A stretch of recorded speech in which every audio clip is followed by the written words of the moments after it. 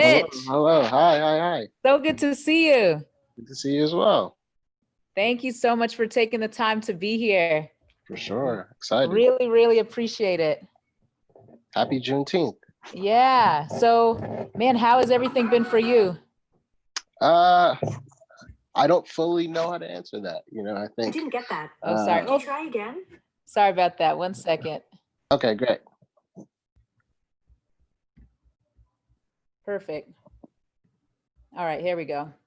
I had it playing in 2 places. Gotcha. So, but we're back. This is the beauty. It's so funny this whole time. And I think this is a great example because the mission of our organization is to train, Black students to build wealth. And one of our main values is to try, right? And Awesome. and to enjoy the process, especially when you fail. And so we definitely came across just some technical failures this morning and just sound and stuff. Just all the nuances of organizing. But I'm like, hey, we tried, man. We here. That's it. We still standing. Let's go. Let's I'm like, go. if we're not living it, then what are we doing? That's right. Well, thank you so much, Rich. I know that a lot of people listening know who you are.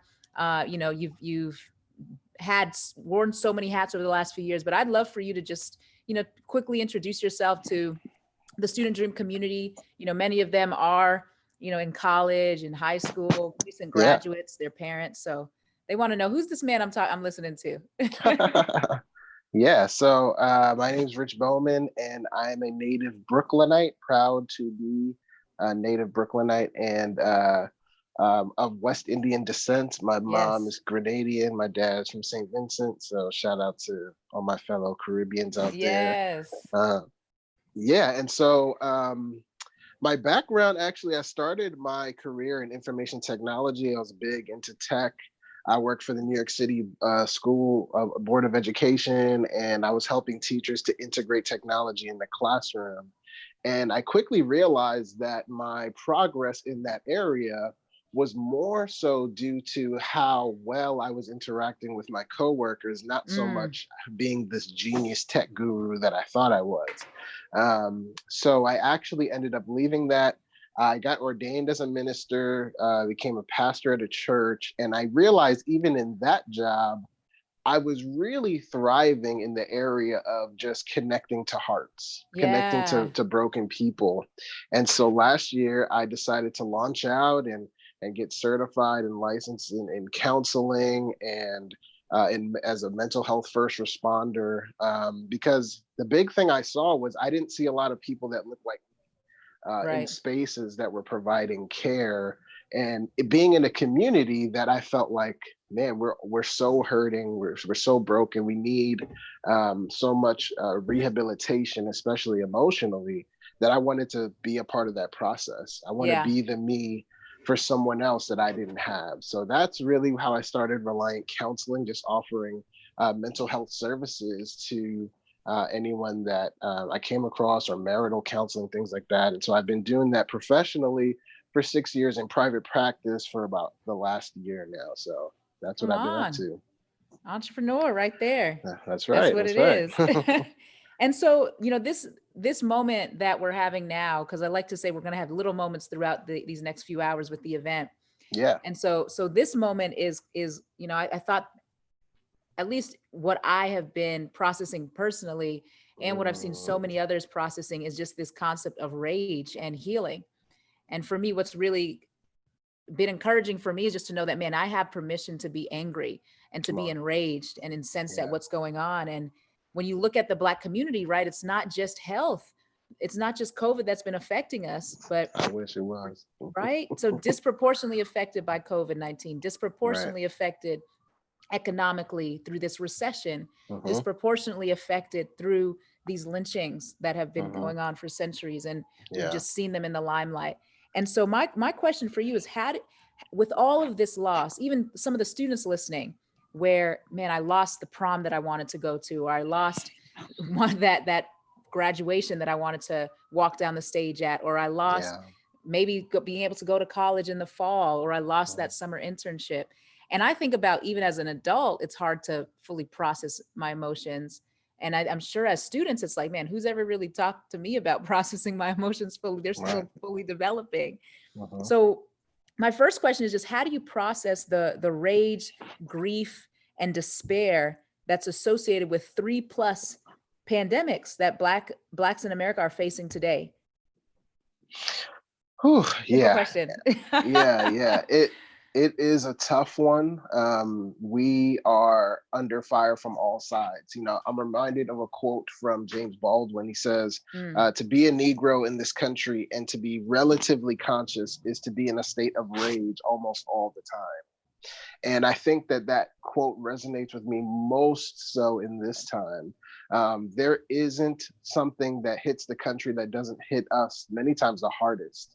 And so there's enough happening right now to keep us in a perpetual state of rage and anger. When I think about myself, COVID-19 has taken a lot of people. I've lost a few relatives because of the pandemic as well. And if I'm really honest, I have to ask myself, have I even really grieved those losses? And I think one of the biggest threats to Black mental health right now is that our emotional cycle is essentially synchronous with the news cycle. Wow. Right. And, you know, just to give you an example, this is not an exhaustive list at all, but let's just think about it. We've got February 23rd, Ahmaud Arbery. March 1st, the first COVID case in New York City. March 13th, Breonna Taylor. March 20th, stay-at-home orders, quarantine. April 7th, most COVID-19 deaths in New York City, almost 600 people. April 25th, it comes out that between March 8th and April 25th, 1.6 million unemployment filings compared to 96,000 in the previous year. May 25th, George Floyd. June 12th, Rashard Brooks. We haven't had a break. So to everyone watching, every student that is listening to my voice, if you woke up today and you're not crippled by anxiety and depression, and somehow you pushed through today, sorry, do you still hear me? Yeah. And somehow you pushed through today with any degree of normalcy, you are a walking miracle. And that has to be acknowledged. But to answer the question, how do we process? I want to give 3 steps, what I call the 3 A's, to at least have a baseline level of mental health. The first one is awareness. You don't know what you don't know. Part of processing is identifying what you're feeling.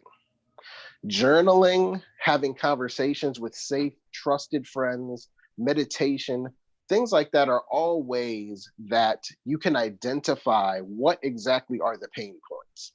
Because it's important to know what we feel, but at the same time, it's also just as important to know the depth with which we feel those things. Many times, rage and anger are really surface level emotions.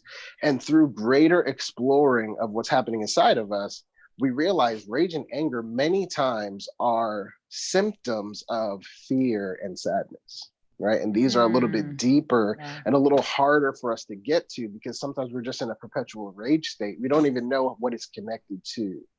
We have to give time to be able to put names to the feelings that we have. So the first A there is awareness, carving out time to take some steps to really journal out, write out, talk about what you're experiencing. The second step is acknowledgement.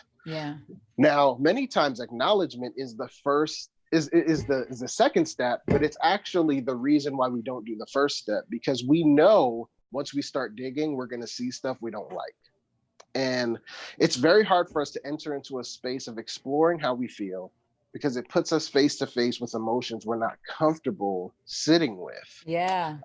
So for a lot of my young Black, absolutely. A lot of my young Black sisters on this call, you can already feel the feelings that society puts on you to be Superwoman, right? To wear 5 different hats and to be perfect at each role, right? So it can be difficult to admit being overwhelmed, because in our culture, to say you're overwhelmed or that your plate is too full is essentially to admit defeat, right? So that can be something that's tough to really look at. For a lot of my young Black brothers, I don't know a synonym greater for weakness than fear in our culture. Wow. It is so difficult to say I'm scared. Wow. It's the ultimate emasculating term in Black culture. And so and so how do you push back past that, right? Because it's so easy to hear, hey, and I'm sure many of you listening, it's like, me too, being able to say that is difficult, but it's like, okay, now how do we actually get to that place where I can be, Rich, I'm afraid. Yeah. And I think it has to begin with us removing that stigma and removing we can't continue to berate our brothers and sisters when they express weakness, because we can't just have this mask on of toughness all the time, or just thugging it out. And the more we do that, the more we create what's called a cognitive dissonance, where up here is something we're constantly trying to put down so that we can portray a signal of strength in our community that we don't actually really have. And it becomes incredibly dangerous when it runs out, when you can't actually fake the funk anymore. And it's just like, oh, I'm actually having a breakdown because I can't do this anymore. And so we actually, as a community, need to celebrate and not make fun of those who are expressing feelings of weakness or being down or being overwhelmed, for sure. Thank you.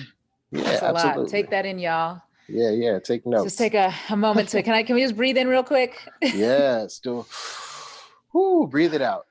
That felt good. And I'm glad we did that breathe in, breathe out, because the third step is action. There's two ways to get air out of a balloon. You can actually untie the knot and allow the air to come out slowly, or you can keep putting air in until the balloon explodes. Those are the two ways to get the air out. Intentional action steps are ways that we can have the tension flow out without having the balloon pop. So you have a blog, you have conversations with people, you're protesting, signing petitions, educating yourself, exercise. These are all things, making donations to different charities, hitting up people that you love. When you become a part of the solution, it's a lot easier to deal with the problem. Interesting. And so I feel like hard. Would you not say that at times that seems counterintuitive? When you think about, hey, you have to take care of yourself first. Like, what do you say to that? So that's why action is the third step. Many times we skip the first two and we jump right into action. And you don't have endurance. When you've processed your emotions, it's a lot easier to be level-headed and calm during a protest because you've processed a lot of what you're going through. But if we're going to have hope, you have to be a part of that hope. You have to be a part of changing the system. It's very easy to remain hopeless when you aren't contributing to the voices or the initiatives that are looking to change the system. And so I encourage us to put ourselves first. And then once we're understanding we're okay, we're acknowledging how we feel, then we can start to go into the process of, hey, okay, I think I want to start taking an action. I love it. Wow. Thank you, Rich. That's really good. Yeah, for sure. Let me see if I had any more questions for you. And so, I mean, you touched base on this, but, I guess as we close, how do you find hope and healing amidst just back-to-back losses? Yeah, absolutely. Okay. Especially for young people between, I would say anyone between 13 and 40, right? So this is everybody.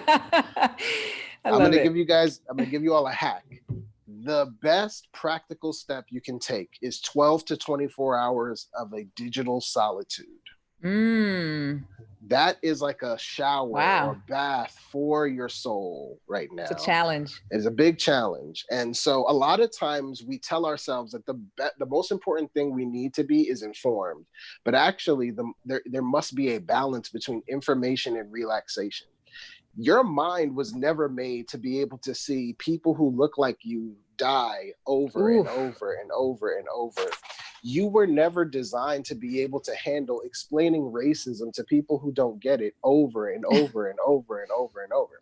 And so the Twitter battles, the YouTube videos, the news, these are things that constantly bombarding us, and there's no exhale for your soul. There's no exhale for your emotions. So the number one thing you can do is 12 to 24 hours. The longer, the better. that you can do of a digital solitude. No phone, no tablet, no television. And just see how much it has benefited you. For my counselees, I have not had one person not come back and tell me this has been incredibly beneficial. The second thing I would say is, if you got into a car accident and you walked away feeling just fine, all your family and friends are going to say, yeah, you should still go get checked out. You should still go to the hospital. Like, I know you. Wow, that's a great point. That's a great analogy. It was bad. You should get checked out. And unfortunately, the statistics in our culture, for Black people, especially Black men, we don't go to therapists. We don't get checked out. And if we're honest, 2020 has been the car that has slammed into the Black community this year, and we need to get checked out because as a culture, we're bleeding internally. Oof. And we need to be able to process it with someone who's been trained to help us process it. And so I know that, historically, therapy, one, is not celebrated by our parents. It hasn't been celebrated by many of the parents that are, the students represented here. It hasn't been and still isn't very affordable. Right. And many times insurances don't cover it. And many times the people don't look like us. So I understand the difficulties there. But let me say, in 2020, there are way more Black counselors and therapists. It's more affordable than it's ever been. More insurances are covering it than ever before. More programs and plans are in place.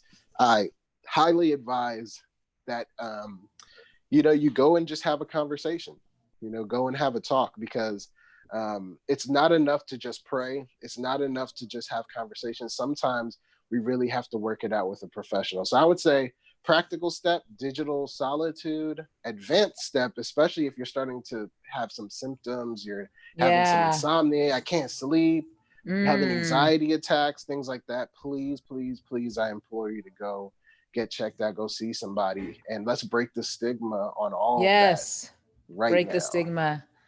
And we know, do you know of anybody we could go see?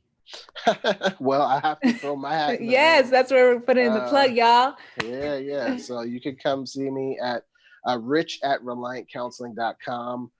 Anybody who emails me and says that they were on this call, the Black Empire event, if you just mention it, it's a free session. Come on, giveaways, y'all. Yeah, so if you just mention it's and it's not the kind of free session where it's like I'm baiting you. If you just want to take that free session and just peace out, I'm cool with that. But I can't say, hey, go get checked out and not give you an opportunity to have that happen. So it's a 100% free. Hit me up, rich@reliantcounseling.com, and just have a conversation with someone to really process, like, man, it's hard to be Black right now. Right. Yeah. Man, that's great. That's great, y'all. Rich at Reliant. And so I want to just give everybody listening an opportunity for everyone who's here, just to, we have a few minutes for Q&A. So, let us know. We are actively looking at the comment section. So we have time for about probably a lucky one question. Okay, cool. All right. So anybody have a question you want asked? If so, now is the time to ask it. Get it in. Man, people are saying, wow, thank you for the clarity and the language. Oh, cool. Glad. Yeah. What do you say to folks in the, because you used to be a minister, right? And so in the church world, right, you often hear, hey, just go pray about it. Just go pray about it. You're not spiritual enough. What's your advice there? Yeah, I'll say this. I think that it is anti what we believe to tell somebody to just pray, because even in the faith, we look at, the scriptures and the Bible, and we learn about God is a God of action. It's not just supernatural intervention. It's really a lot of boots on the ground. And so I'll say this, I apologize to anybody on behalf of all churches who have ever not catered to the mental health peace in the Black community, especially the Black church. And I'm pointing at myself when I say that too.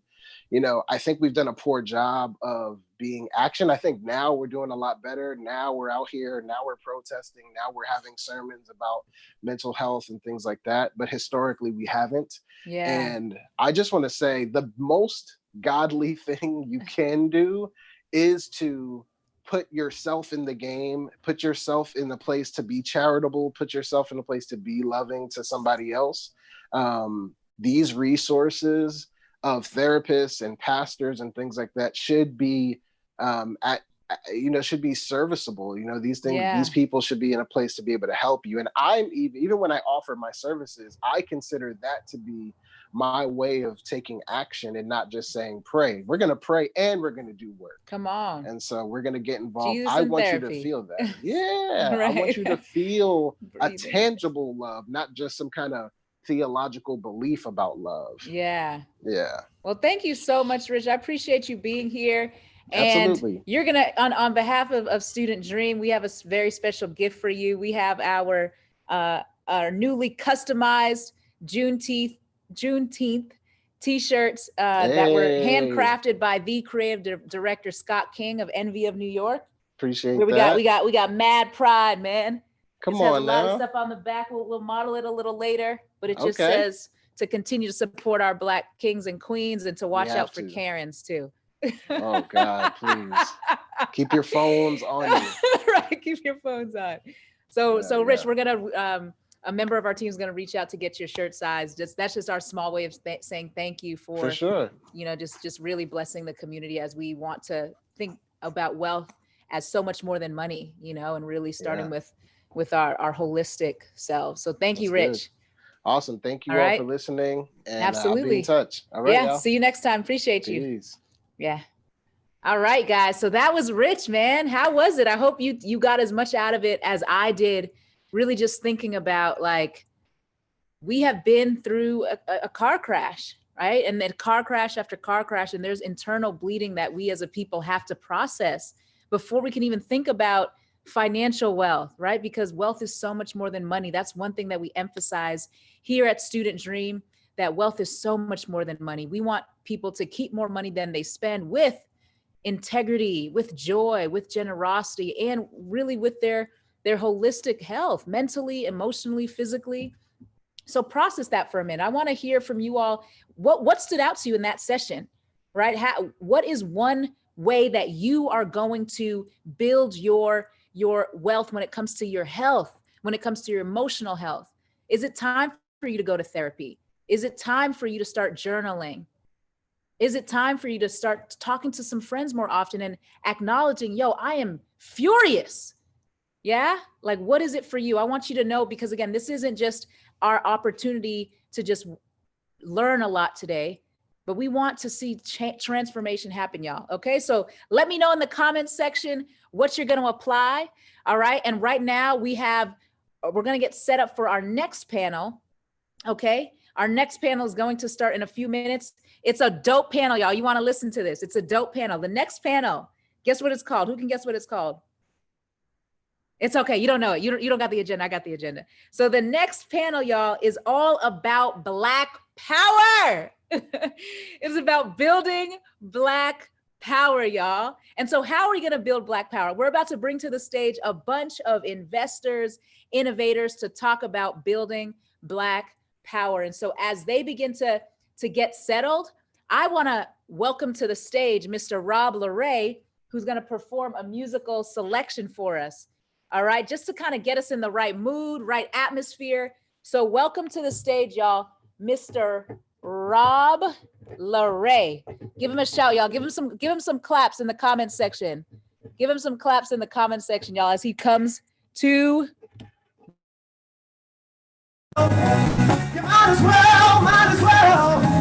might as well enjoy the music, yeah. Black boy, black girl, you make the world go round. Black boy, black girl, you make the world go round. Black boy, black girl, you make the world go round. Black boy, black girl, you make the world go round.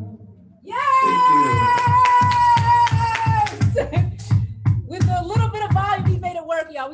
do that again.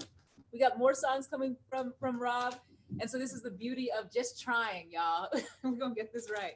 But thank you for everyone for listening to the latter half of that song. Who's hyped for the next session, y'all? I'm gonna bring in my next guest. We got a few guests coming in here now, and my team is looking at me, but I don't know if they want something. All right, yeah, we will do that song over again, y'all. But who enjoyed the latter half, the last few minutes of that song that you got to hear? All right, let's go. We're gonna work on that sound, y'all. It's gonna come back.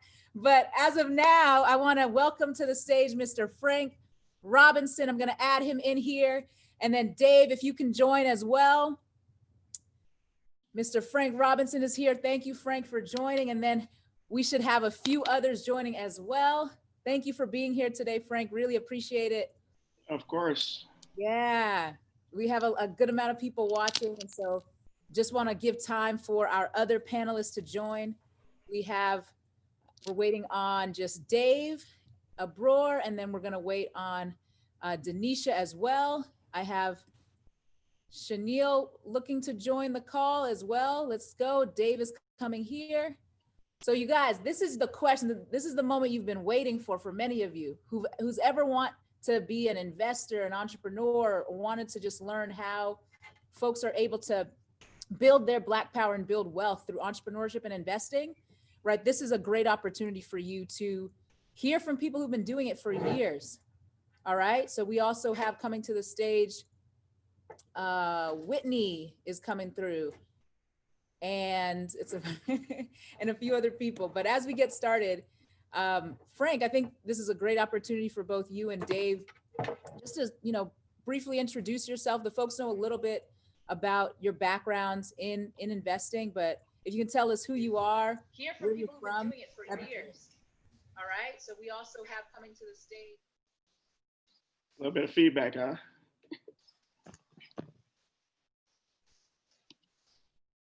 Nina, you're on mute. Yeah, I was saying you can go ahead and introduce yourself. Awesome. I Frank Robinson, clearly. Grew up in Chicago, born and raised there. Long story short, I actually finished high school in Alabama, which is why I got introduced to Vanderbilt University, which is in Nashville, Tennessee. I actually have 2 degrees from there, computer engineering and a master's in computer science. Spent a little bit of time actually in the tech sector as a software engineer.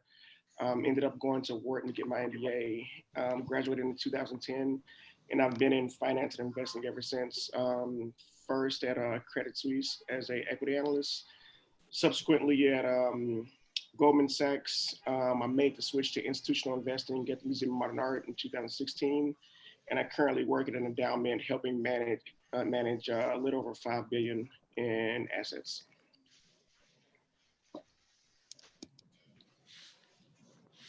You gotta unmute yourself. I'm the old young lady today. But I was saying that's billion with a B. It is. Come on, y'all, think bigger. Well, thank you, Frank. So Dave, tell us a bit about who you are, where you're from, what you do. Got you. First off, thanks for having me on here. So I was born in Ghana, and came to the States when I was 7.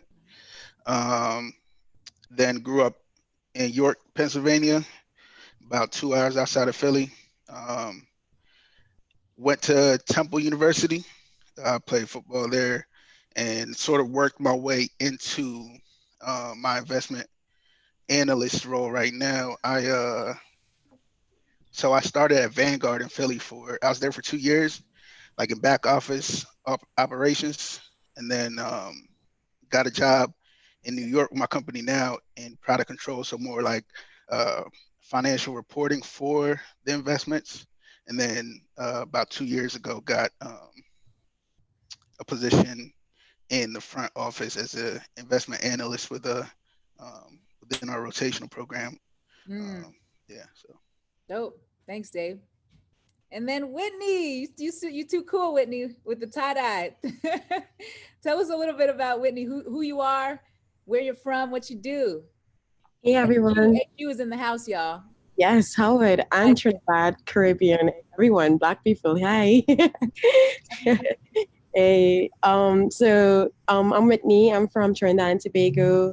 I went to Howard University, studied computer science, found out about Student Dream over there when I started to embark on entrepreneurship journeys. And now I'm over in San Francisco as a software engineer at Microsoft. Um, Hey, come on. yeah, I work on a team called Commercial Software Engineering, and pretty much my organization is the engineering arm that attaches to Microsoft's top 500 customer accounts who already has like long-term contracts, and they just need help to figure out how to innovate across the industries. So right now I'm working with Disney to figure out how to help them automate their scene to screen process, take like their setup from 2 weeks down to 7 hours so that they can fly around the world and create new like awesome shows for us to watch. I love it. I love it. Thanks, Whitney. No And problem. Miss Denisha, come on. Hi. Tell us your Black Power story, who you are, where you're from, what you do. Hi, all. My name's Denisha. I'm first generation Ghanaian American. I started off in college, actually, which is where I met Nena. I built an ed tech startup called Plugged. It was designed to help colleges meet their enrollment goals as students applied for free. Through that, I got introduced to the folks at Silicon Valley Bank. And so I joined the team doing venture capital relationship management, and then joined the early stage practice working with early stage companies from pre-seed to about Series A based in New York.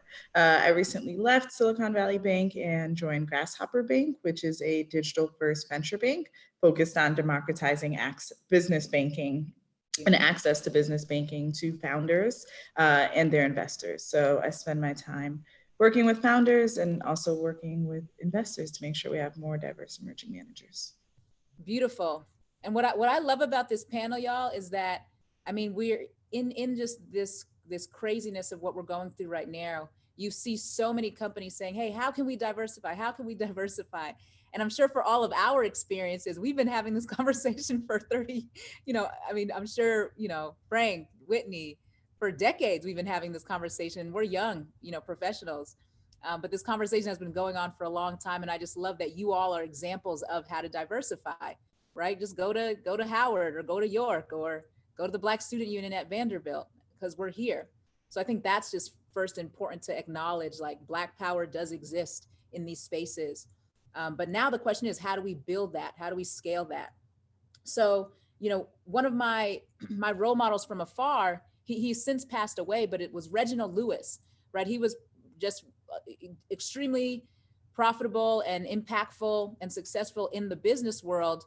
And can you guys hear me all right? It says some people can hear, some can't. Can you hear? Yeah? All right, so y'all, we're gonna troubleshoot this, but even if you can't hear, some folks are able to hear, and we're gonna figure this out. Dave, can you hear me? Frank, can you hear me? Okay, all right, so we're good.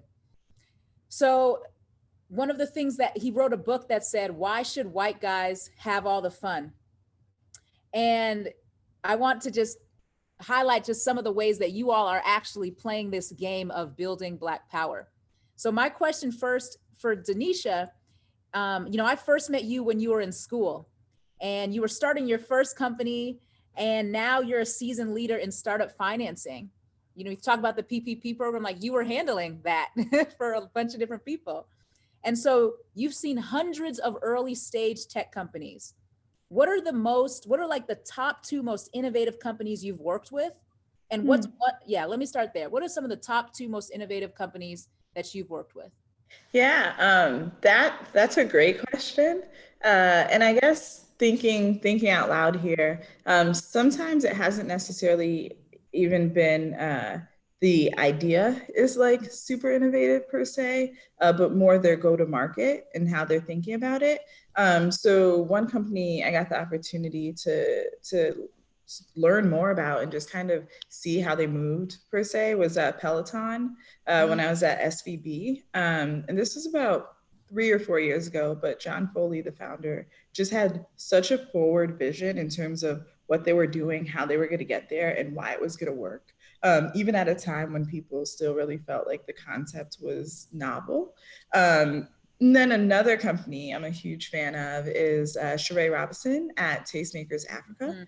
Shamari is phenomenal, and essentially she's building a platform online and offline for people of the African diaspora to connect. And so Shamari is another great example, I think, of someone who continued to iterate to make sure that the solution she was able to provide for her customers could really meet them where they needed to be met. And so even with the, with COVID and everything going on, she's been able to still provide amazing experiences and facilitate amazing conversations using this platform. And she was able to start without technology, which I think is amazing. Innovate, use what you have. Yeah. So moving from innovation, right, and just the power of thinking differently and trying to just use what you have to make an impact, I want to jump to the world of finance. So Dave, like one thing that I think is so cool about you is that the companies that you're in has a global perspective. And you guys, Dave he's very low key wealthy in terms of just very to himself. But I say this because Dave has receipts. Like he has a CFA, Series 6, Series 63. These are designations that are not easy to get. And you're working at one of the largest, not just Fortune 500, but Fortune Global 500 companies in the world. You're analyzing risk and opportunities every day. So my question for you, what investment opportunities are you excited about and why?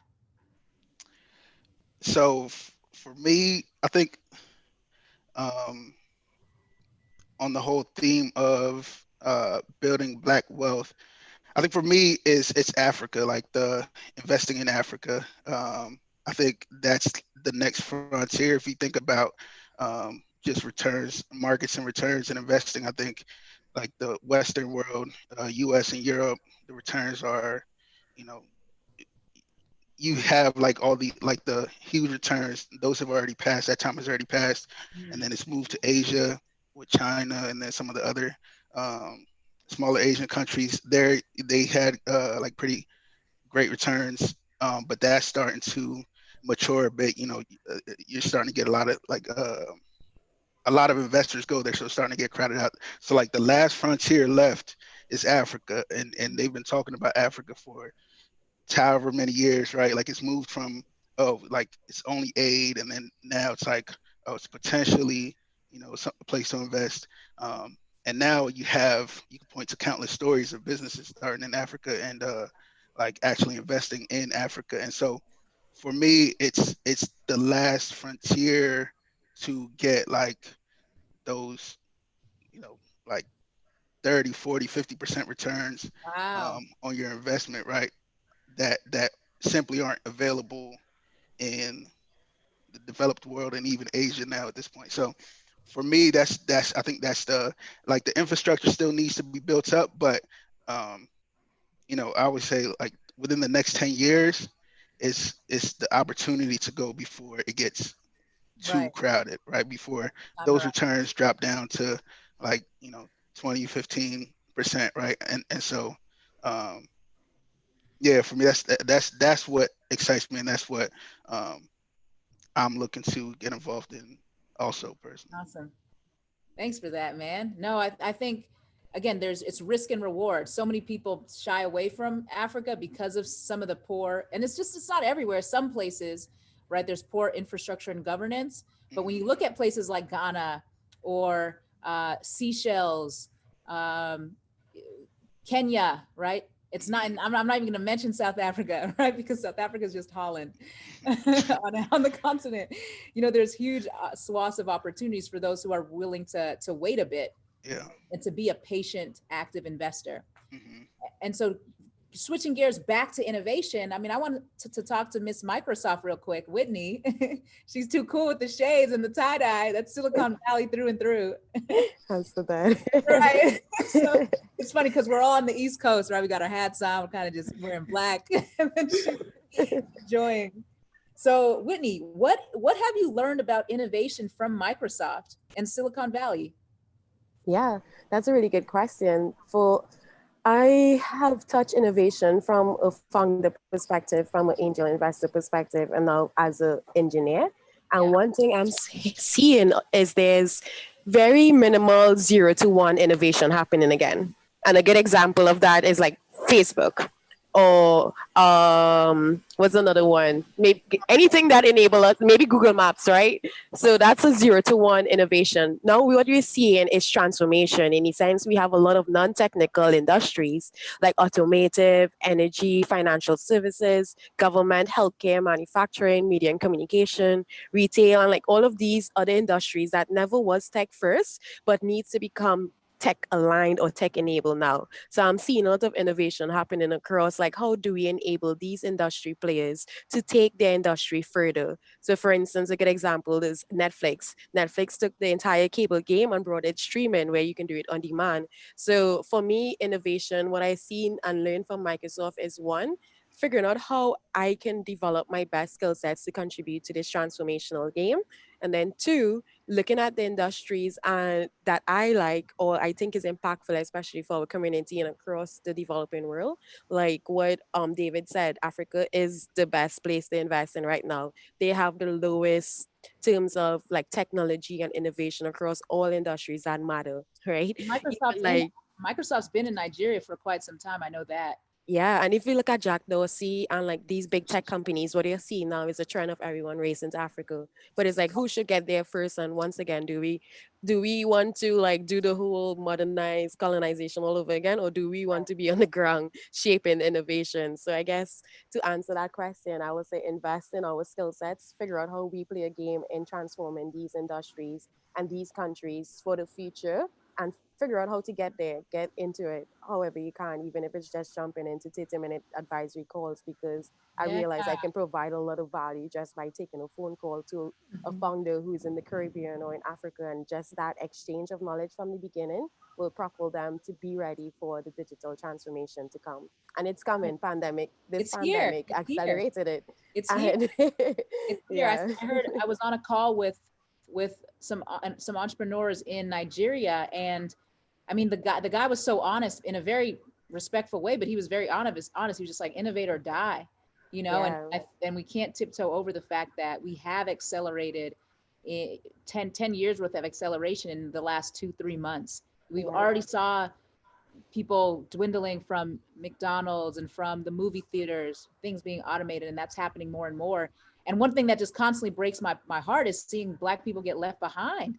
And, you know, and so I'm like, how can we continue to pull people up as we climb, right? And how can we draw from some of the best practices of Frank, of Whitney, you know, Dave and Denisha, to continue to see other older adults, young adults, kids move forward. And I think Frank can really speak to this because he has worked in institutions where their main goal was to preserve their wealth so that they can continue to give that towards folks who need to benefit from it in future years and decades. And again, Frank is another person who he has receipts. He has receipts. And so Frank, you have managed money for large institutions for over a decade, including Goldman Sachs and a place that's very close to all of us, the Museum of Modern Art. You know, one of the areas of investment people often overlook and don't associate with power are endowments. And so, you know, being your most, you know, with that being your most recent area of work, what are endowments? How have they been able to sustain organizations for centuries? And what can you share about your experience at an endowment that will help Black students, adults, parents, and communities build their power?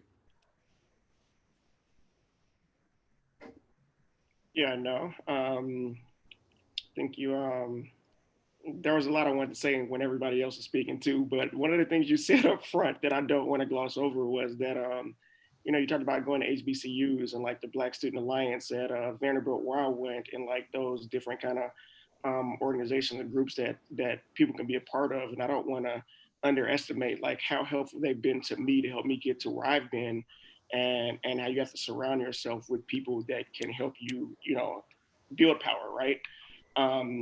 So every step of the way, I've always had quote unquote a sponsor that's kind of helped me out to get me to where I am. And I think that, you know, no matter what your goals and aspirations are, you'd be wise to seek out somebody that's done it before and that can help you out. But moving on, endowments, right? Break down So what it is, any, right? Because I think we've heard the term so often, but please. yeah, yeah, no. So an endowment is like a self-sustaining entity that's literally, like you said, around to keep an organization around forever. Um, so any university, most universities, I should say, you can think of have an endowment. Most museums you can think of have an endowment. Museum of Modern Art, the Metropolitan, um, you know, a lot of foundations as well, like, you know, the Ford Foundation, right? Like they got a big grant in order to make investments. Um, but in order to keep investing without the endowment or foundation running out of money to keep allocating that money, you have to generate a return. So the endowment's there to take that money and invest it in a myriad of ways to generate a return to make sure that no matter what, 100 years from now, Vanderbilt is still around. The Museum of Modern Art is still around. So what we would do is take the money that's allocated us and invest in something like an SVB. Like they have a fund to fund programs that when I was at the museum, we almost invested in. You know, my current employer, we invested in Harlem Capital, right? So like those are different avenues or things that we would do to where a lot of people think that like a lot of people that have power like hedge fund managers and, you know, a lot of other people that are going out being on TV and making investments. But the reality is those people aren't investing their money. They're investing the money of endowments to make a return, and they're taking a percent or a management fee off of that to make money, right? So that's generally what the concept of endowment is. It's literally a self-sustaining entity that's meant to be around to make sure that organizations are around for long periods of time. Can we hold that? Can we hold that for a second? Yeah. So what type of organizations do we want to see be around for a long period of time, given the theme of Black empires, y'all? We want to see Black empires be around. And when I think of Black empires, I think about family. You think about the racial wealth gap, where the average African-American household has $10,000 of wealth compared to the average white household, which has $130,000 of wealth. And one of the biggest gaps, even later on, we're going to interview the author of Black Fortunes, who looked up the history of the first 6 African-American millionaires, but none of them were able to pass on their wealth. And so we got to figure this out. So I'll let you keep going, Frank.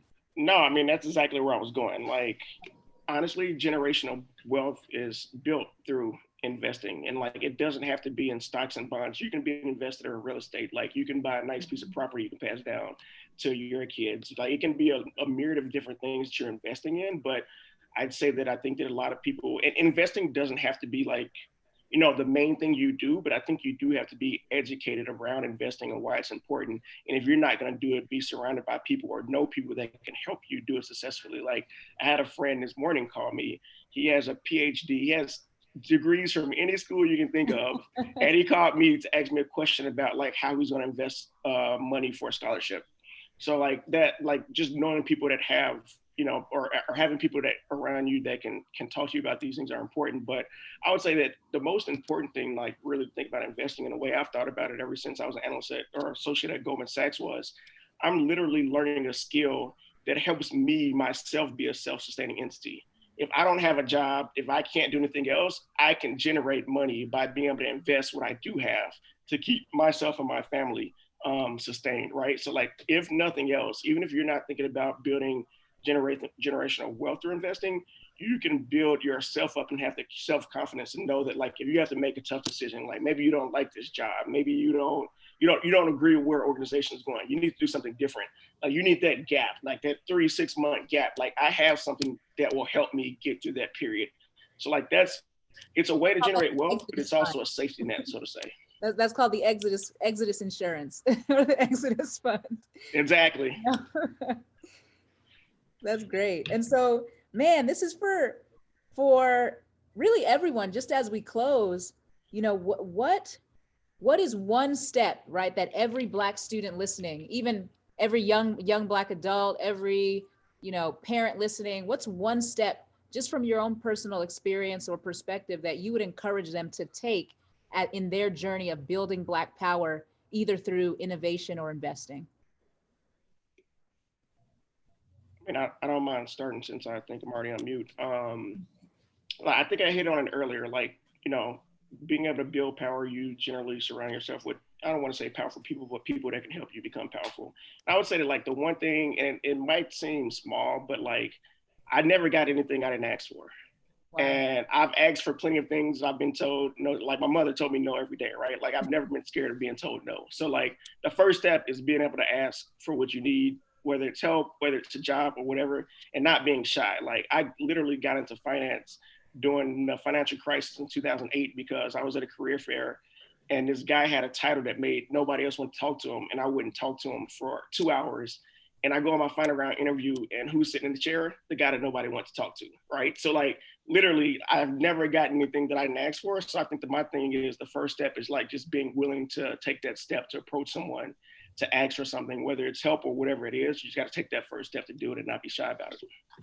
I love it. Take that first Following up on Frank, actually, so Issa Rae has this like great quote about a lot of times people spend their energy networking up, and it's really also helpful to network across. And I just wanted to share this quick story that inspired me this week. And so hopefully it inspires the rest of you guys. But when I first started working in finance in New York, one of my friends had the foresight to like start this like rather casual at the time, just like brunch group of people, of Black folks in venture, either with deal flow or who were investing in companies.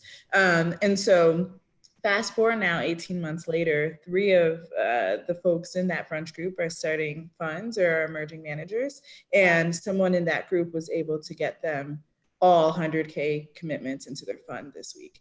And it wasn't a conversation of like, who are you? What do you do? Like we had all built that relationship over time, got to see the ups and downs, got to see how they handled things. So when that person was in a position or had the opportunity to, you know, put people's hats in the ring, put people's names in the ring, there was no question about who they were going to be. And so that's one thing I really just, it really is important. I think what Frank's saying around who you surround yourself with and people moving in the same direction as you and the same ambitions as you, because it naturally and really organically in ways you might not even be able to predict, feeds off of each other.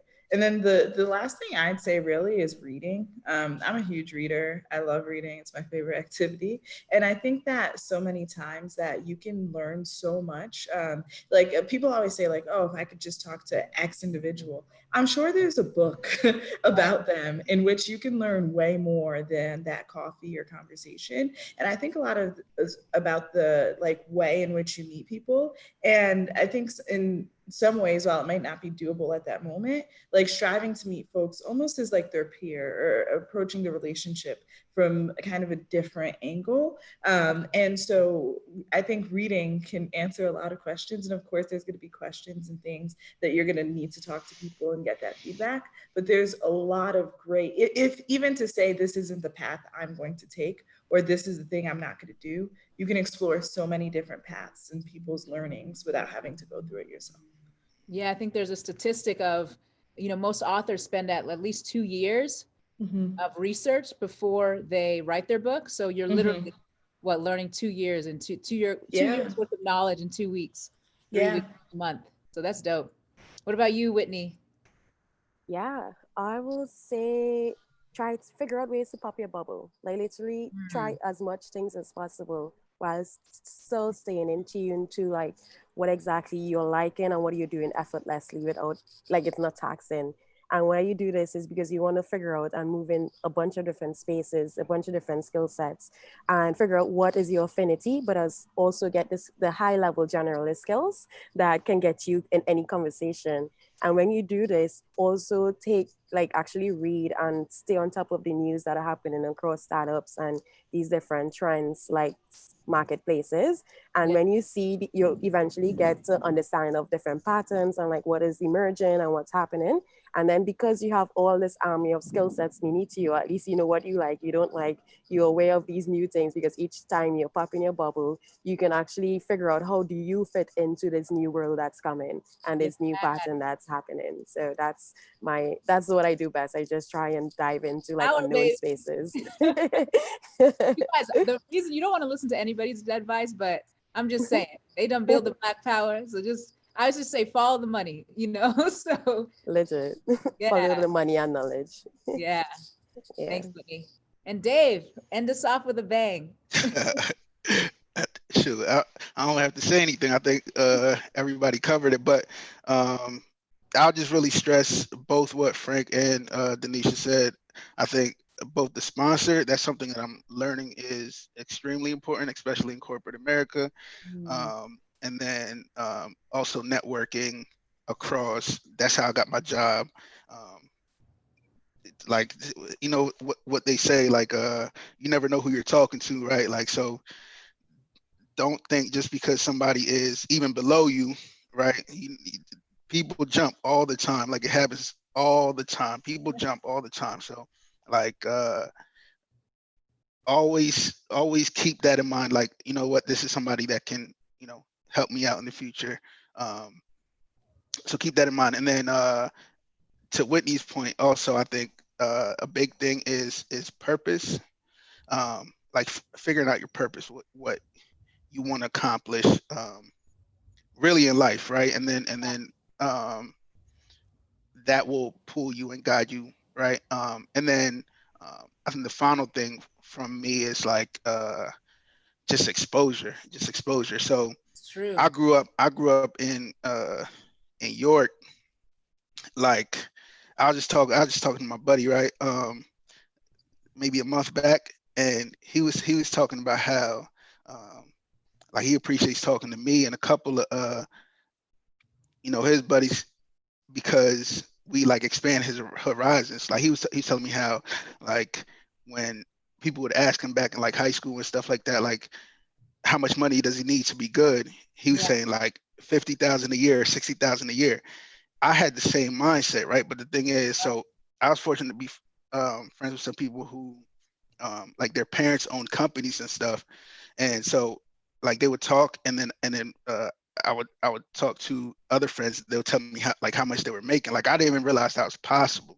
You know what I mean? Like, I think it's certain things, and then that also goes to Denisha's point about reading, right? Like, just finding out what's possible, what's out there. Like, I think because it expands how much like you think what you think is possible. I think that's the big thing. It's like what you think is possible. Like, when I worked at Vanguard, I was in operations. I was like literally opening accounts. I hated the job, but like, I was seeing checks. I was opening accounts because people would have to send checks to open accounts, and people were sending like $40 million checks.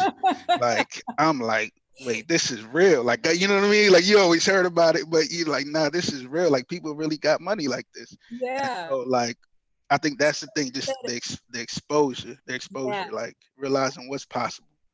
I heard when I was at Howard, I got to go on a service trip to Haiti, and we ran into Michael Eric Dyson's wife, and she wanted to take us with some of the kids we were working with to just a nice part of Port-au-Prince. And again, not to say like this is the pinnacle, but one of the things she mentioned that really hit me, she said, you know, sometimes you got to get the kids off the plantation, right? To know that there is such a thing as freedom, whether that is just understanding what an endowment is, right? Or understanding that, man, Microsoft and other companies are thinking about building fiber, right? Underneath Africa, you know, or that it's possible to create a whole company around a bike called Peloton, right? So think bigger. And just going back to that point on networking, like literally we put together this conference or this event in a week. And the only way, it was just heavy on my heart, like, yo, we have to, Juneteenth is so important, and we have to really understand what it means from a financial standpoint. People have to see you all to have somewhat of a Tiger Woods effect or a Serena Williams effect, right? When you see people like you in different settings, it helps you know that you can do it. But the only reason I was able to do it is because I know you guys, right? I'm not calling the Jack Dorsey, but I'm like, yo, I know Denisha. Like, I know somebody at Microsoft. I know somebody at Endow. Like, I have people who can produce, our incredible audio producers and singer-songwriters. Let's just bring them all together. But that didn't happen overnight, right? That just came with consistent, just getting to know people. So thank you all so much for your time. This was awesome. You know, for all you guys listening, like, let us know, what is one thing that you're going to take and apply from this talk? Because again, talk is cheap. right? Talk is broke and time is money. So we have to apply now, y'all. This literally is the time. You have companies, at least 375 companies have committed to giving towards racial, equity, hiring more, investing more. So this really is the time. So let us know, let me know in the comment section below, what are you going to put into action? And for my panelists, look out for an email from my teammate Chanel. She's going to ask for your shirt size, and you are going to get a lovely Mad Pride Juneteenth t-shirt in the mail, just to say thank you. We got red, we got black, we got navy blue. So you will specify to us which color you'd like, but it is yours. So thank you all for your time. I appreciate it. Bye. Thank you. Thank you. All right, see you next time, y'all. Bye. All right, so for everybody who is still watching, we want to redo that conversation, that song with singer-songwriter Rob Laray. So I'm going to bring back to the stage Mr. Rob Laray, and he's going to take a moment to perform his hit single, Black Boy, Black Girl. All right, y'all? So before he comes to the stage, as he makes his way to the stage, I want to hear from you, right? I know it was a good discussion. What was your aha moment during these last 20 minutes? What really stuck out to you? Let me know. Let me know. All right, got a good discussions. Some people really liked Whitney, but let me know, what are you going to apply? Talk to me, Ronald. Tariq, what are you going to put into action? Natalia, Andre, I'm looking at y'all. You got to let me know.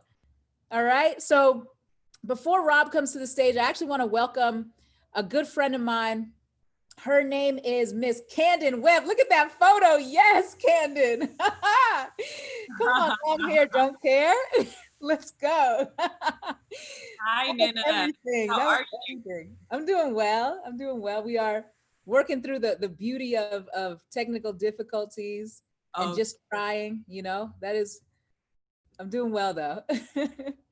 But people, I'm excited for those listening. People talking about activating their purpose, right? Activate just, their cultural stock photography. Like, that's huge.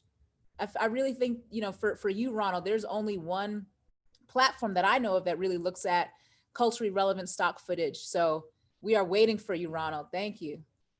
But for everybody else, thanks for joining. And Candan, thanks for being here today. How you feeling? Absolutely. My pleasure. I'm super happy to be on here. Happy Juneteenth, Come everybody. on, happy Juneteenth. Happy Juneteenth. Happy That's right. Juneteenth. Happy Juneteenth. Happy Juneteenth. Right. Well, it's great to see you, Candan. As always, you are, man, so generous as always, and you're so gifted. You are a beautiful mind. And so it's no surprise that that is the name of your company. And I mean, I have seen you continue to build such a thriving community and actually begin to not just have a community, but also make money for and through that community. And so I want to just take some time to hear from you about, the business side of art. And so I'd love for you to just start off with, tell us, who you are, where you're from, and what you do. Hey, okay. So, hey, everybody. I'm happy to see you on here today. Happy Juneteenth. And my name is Candan Webb. I'm an artist. I'm an author. Yes. I'm a Black woman. Yes. I am a business owner, and I am a woman of faith. And I just am a huge advocate of creativity, starting with students. Gosh, so important. Even in the civil rights movement, students were so impactful in breaking the stronghold of Jim Crow and racism. Wow, what an amazing students were the ones who were getting educated in the universities and going along on freedom rides with SNCC and all of these things. So that is where it starts. It starts with you guys. And so this is a huge pleasure for me, an honor to be on here on such a monumental day in our history, when 250,000 people now knew that they were free. So I'm super excited. I love and artistry. And I believe in what Nina Simone said when she said that an artist reflects the times. And I think that we have been just monumental in doing that through song, through poetry, through writing, through so many different ways, through media, television, and all of these different ways to be creative. And this generation knows so well about content, about creating things that matter, even in a 60-second span for social media. So I'm excited for you. I know that things are crazy and there's been a lot of things going on with the pandemic, and some of you guys may have been more so restricted in your celebrations of even your fellow students in graduation and things like that. But we still celebrate you. We still celebrate you because you are the future. You are the reason why every stronghold of racism will be broken. And so I'm incredibly excited. I own a company called Beautiful Minds Entertainment, just for those of you who don't know.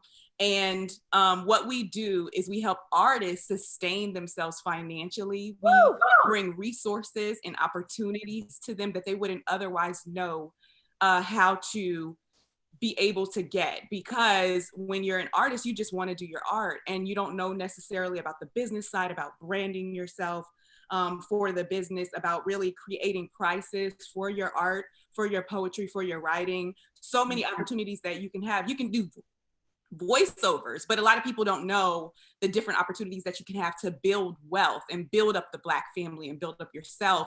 So that's what we help people. Tell us. Oh yeah. This is a great time to be alive.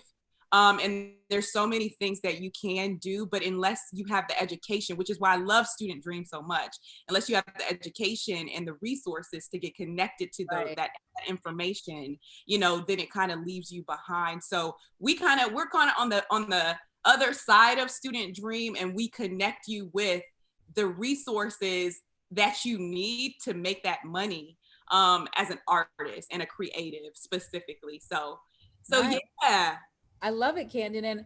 And I guess I would definitely love to hear some of your personal art, but I like to call myself a business artist, right? Yeah. Because the type of beauty that I'm creating is beautiful businesses. So Student Dream was it was a vision in my head, and I created this beautiful work of art. And I think that for everybody listening, it's important for you to understand. And Candan, what's your website for those asking? Ronald asked, what's your website? Yes, the beautiful website is bmartistry.com. Really easy. bmartistry.com. Perfect. One of the members of the team will put that in there. bmartistry.com. Yes. And so I love that, Nina. I love that business artist. I love that. Thank you. But I say that just to say some people may not look at themselves as an artist, but one of the things we emphasize here at Student Dream is that we are all artists. Because if we are to build Black wealth, to build Black empires, we need to start companies. Yeah. And we need to take these ideas that we have and put some shape and beauty around them. And all beauty is, it just serves people in a very unique way. And so, Candan, what is one of the best things that you have learned when it comes to the business of creativity?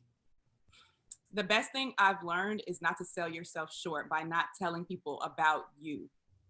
You have to sell you. You are the business. Before you have a business, you are the business. And so when people meet you, they meet an empire.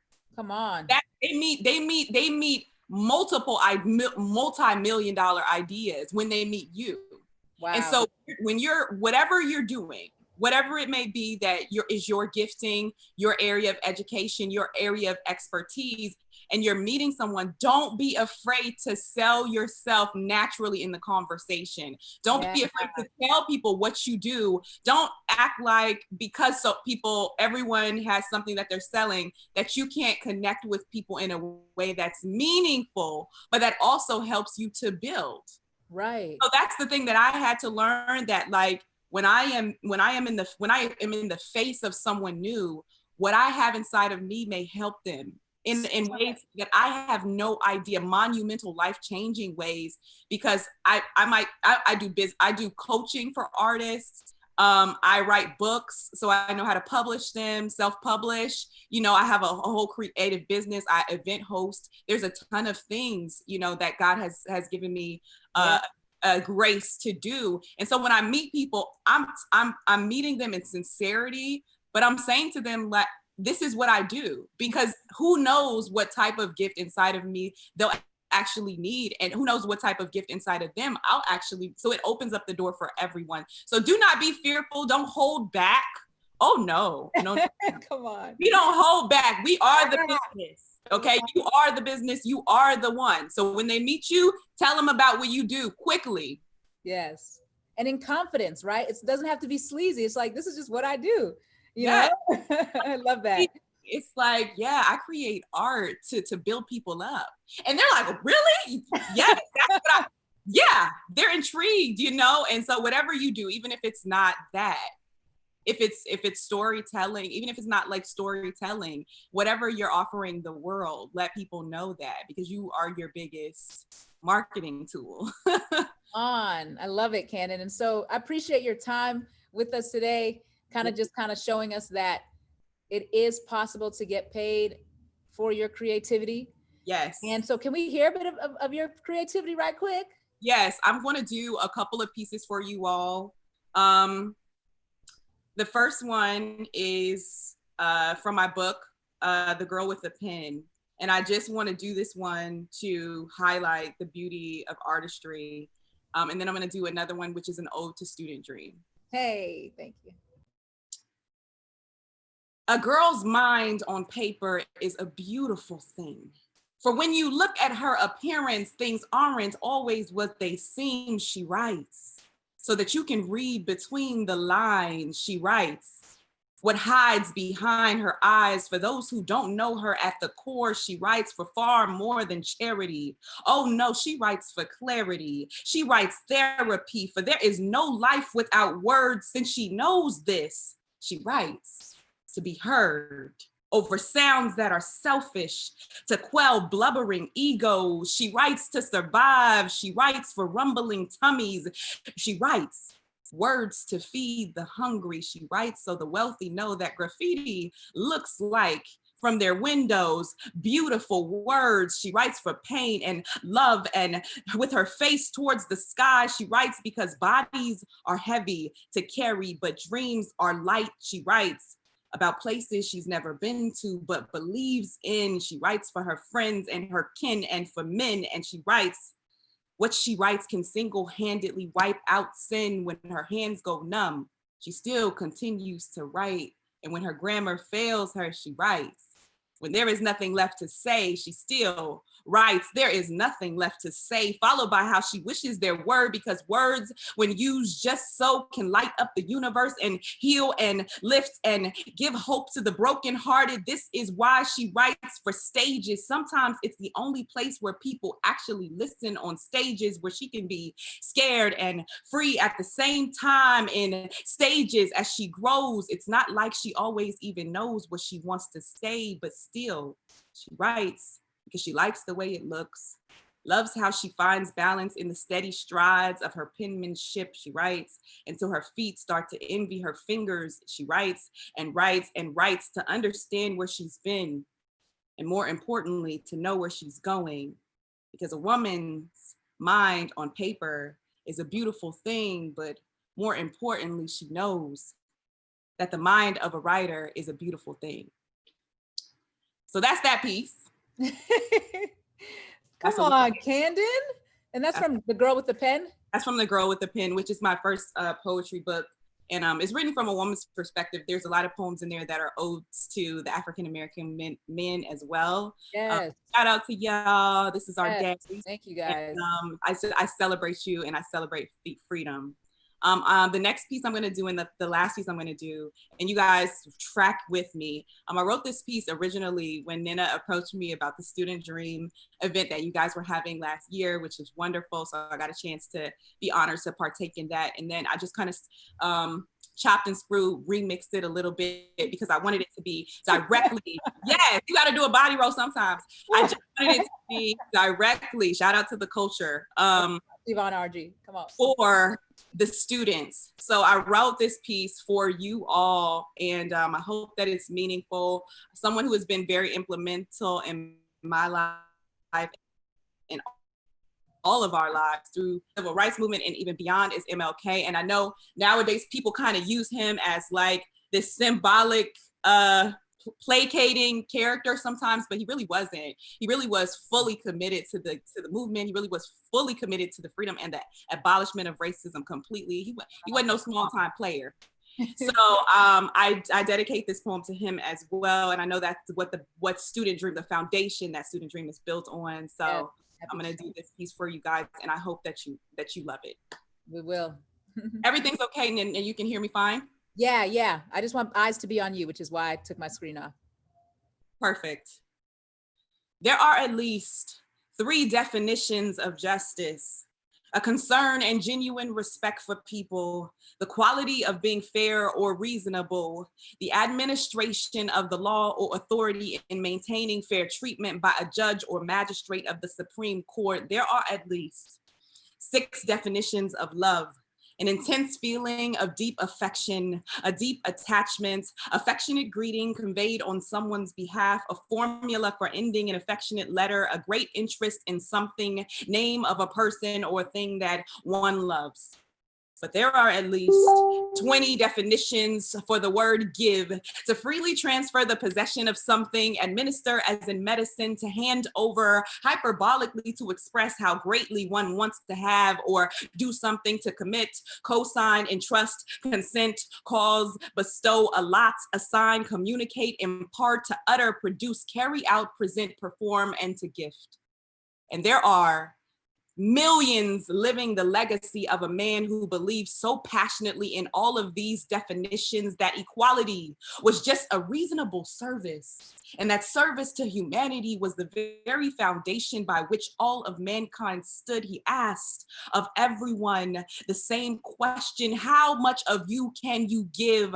I sat one morning watching the skyline, wondering if it looked the same from every angle, if its glorious glow ever grew dim and hazy, depending on the vantage point, turned away for a second to recount my ancestry. And when I looked back, the skyline replied to me, you know, colors can sometimes be tricky. Take green, for instance. There may be less or more concentration depending upon skin tone. And just then I knew I was tripping, because the skyline just spoke to me. I needed to get my head right, lay down to take a nap. And when I awoke, I was back in time at the illustrious Howard University, completing my 4-year college degree, had just arrived on campus, mind teeming with ideas, visions, goals, prospects of prosperity, a fervor to make the world a better place. And excitement permeated from every orifice of my body. I was floating. That is, until the day I added up the cost in student loans. And don't even mention the prospect of buying a home after graduation, business acquisition, and children who look really tiny but eat like they're grown. A 5-year plan transposed into a bunch of maybe babies depending upon interest rates and inflation, but I didn't mind, because this is the new American dream: to be educated and, well, at least for a short time after graduation, broke.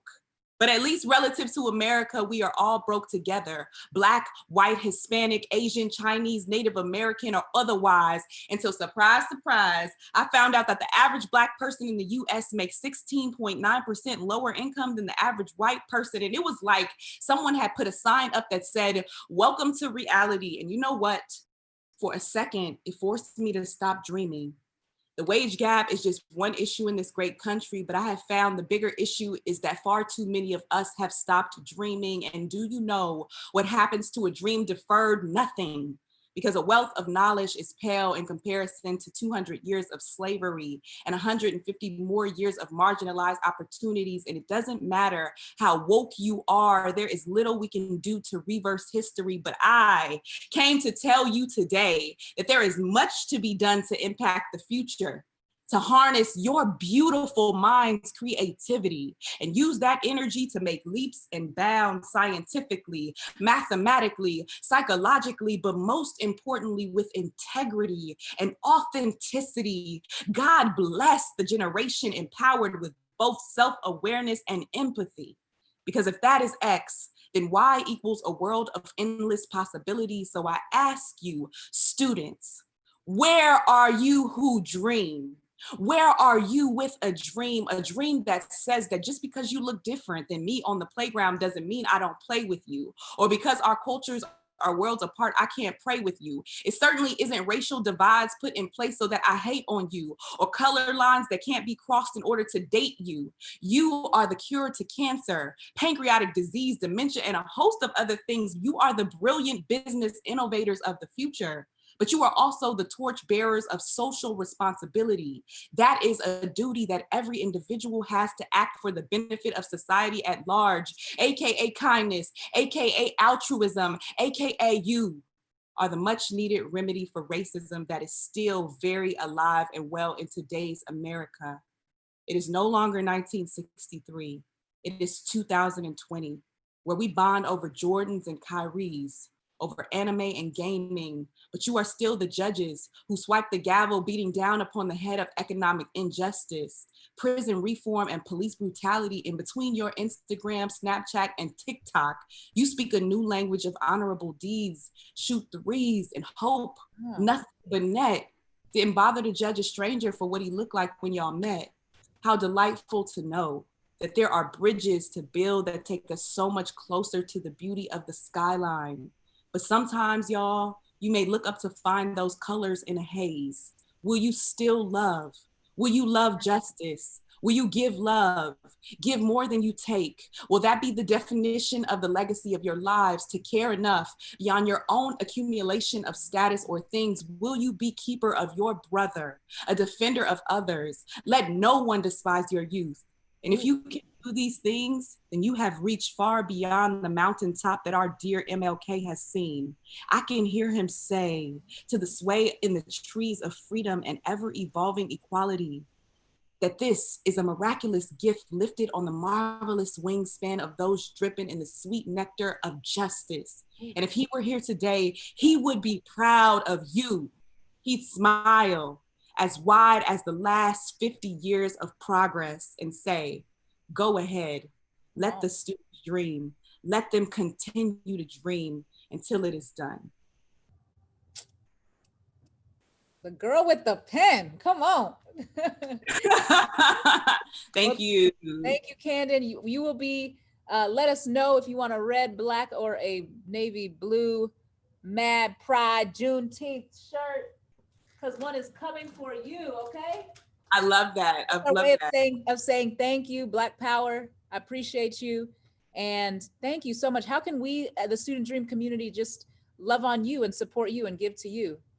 If you guys are interested, I do have a Patreon. For those of you who don't know, maybe artists, Patreon is somewhere where you produce content and your community and your network has access to the content. I just dropped the Patreon. So I will put the link in the chat for you guys, but it's just patreon.com Candan Webb. It's just my last name, /Candan Webb. And so if you want to, you can follow, read poems, get poetry prompts, get all kind of business insight and continuous artistry inspiration on my Patreon. Patreon.com /Candan Webb. Correct. Beautiful. Yep. Beautiful. Oh, we gonna give something today. I've been Thank you guys so much for having me. Love you so much, Candan. Thank you for being here. Thank you for showing us that creativity is not only ministry to our souls, but it can bless our pockets as well, and it can pay our bills as well. So thank you. Amen. Amen. And shout out to you, Nina, for doing good work. And God bless all you students. You keep on moving, striving, going. You are who I hope in for the future. Okay, you can do anything you want to do. Amen. That's a fact. Amen. That's a fact. Love you, Candan. I'll see you next time, okay? Okay. All right. All right, y'all. And so now I'm just going to transition. I'm going to invite Rob back to the stage because he didn't get to fully express all of his just take home music, get you in just a great, soulful, dream believing place. So welcome to the stage again, Mr. Rob Laray.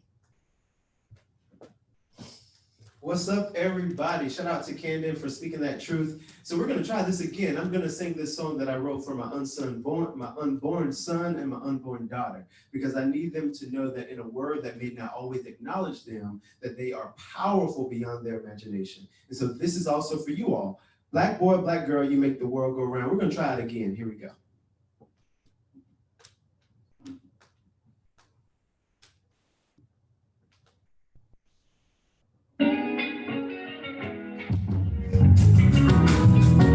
It's a simple song, so once you catch it, feel free to sing along with a brother, even in your home. Here we go.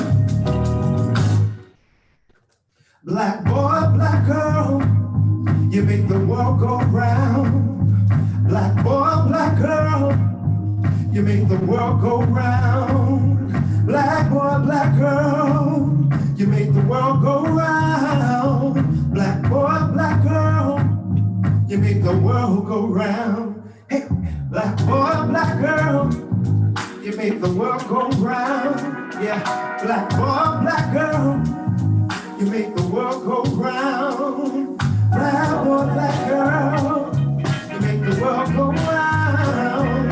Black boy, black girl, you make the world go round. If only you knew it, if only you knew it. Yeah, yeah, if only you knew it, if only you knew it. Whoa, oh, oh, if only you knew it, if only you knew it. Yeah, yeah, if only you knew it, if only you knew it. You got it? Sing it with me. Black boy, black girl, yeah, you make the world go round. Yeah, black boy, black girl, you make the world go round. Yeah, black boy, black girl, you make the world go round. Black boy, black girl, you make the world go round. If only you knew it, if only you knew it, if only you knew it, yeah. Hey, if only you knew, oh, hey, if only you knew it, yeah, yeah, yeah. Listen, hey, black boy, black girl, if only you knew you had the power to change the whole world. Black boy, black girl, if only you knew you were kings and queens, not just boys and girls. I wonder if you knew you're a rare breed. You probably couldn't find it on your new scene. Your greatness can never be unachieved. Hey, listen, now I'm walking my inheritance, predestinated way before Genesis. Hey, black strong, black bold, black souls, black rose, black gold you are. And I'ma take what's mine, created in this image, I'm one of a kind. We're about to take flight, no black left behind. Hey, listen, and the beat goes on. We ain't been here long, we ain't been here long, no. We ain't been here long, and we won't be here long at all. We ain't been here long, we won't be here long, no. We won't be here long. Listen, you might as well enjoy the music, music, music. You might as well enjoy the music, music, music. You might as well enjoy the music, music, music, yeah. Might as well enjoy the music, music, music. Can you say that? You might as well enjoy. You might as well go, might as well enjoy. You might as well enjoy, might as well enjoy. You might as well enjoy the music in your ear, yeah. You might as well, you might as well. You might as well, might as well. You might as well enjoy the music, yeah. Black boy, black girl, you make the world go round. Black boy, black girl, you make the world go round. Black boy, black girl, you make the world go round. Black boy, black girl, you make the world go round. Thank you so much. God bless y'all. Yes, come on. Yes to that. I was feeling that, y'all. Rob is high key, clearly one of my favorite artists. So how'd y'all feeling that? Yes, yes, You guys, he makes the world go round. You make the world go round, Black boy, Black girl. So shout out to you all. And shout out to Rob. Black Gold is an incredible album that has been out. And we're actually gonna, for those, I want you to stay tuned, because we have maybe we'll have some new music dropping in the next hour and a half before this time ends. So we promised giveaways, y'all. And so before our next session, I want to give away some of the things that we said we would give away. So I want to hear from you. Who wants some giveaways? Who likes free things? Let me know. Let me know if you like some free things. Nobody likes anything free? I'm looking in the chat room right now, you all. If you want something nice and free, let me know in the chat, because we are about to do our first giveaway of the day. And before the day ends, we have a number of more things to give away. So for this next giveaway, again, I was rocking a very nice, newly made Mad Pride t-shirt, courtesy of Scott King, the creative director and founder of Envy New York. Shout out to Scott King. This is a dope Juneteenth shirt. And I'm gonna ask Abby if she can get me one of those shirts so I can show it off to people real quick. And so we are gonna, right, who doesn't love giveaways, Philip? Come on. I love my friends. And I can see you laughing, Phil. So this is a beautiful Juneteenth. Juneteenth, on the front, it says Mad Pride. And on the back, it says Mad Pride. Say it loud, I'm Black and I'm proud, in celebration of Juneteenth, y'all. It says to support Black businesses. Black businesses, support your community. It says to protect our kings. Kings, keep that same energy for our queens. And then it says to turn up, but beware of Karens.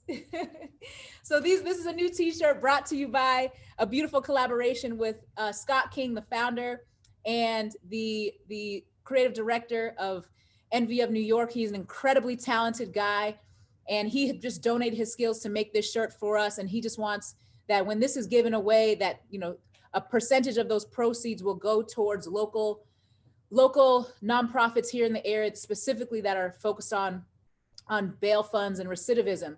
And so for this first giveaway, this is going to go to, gotta need a drum roll, guys. Get that drum roll going.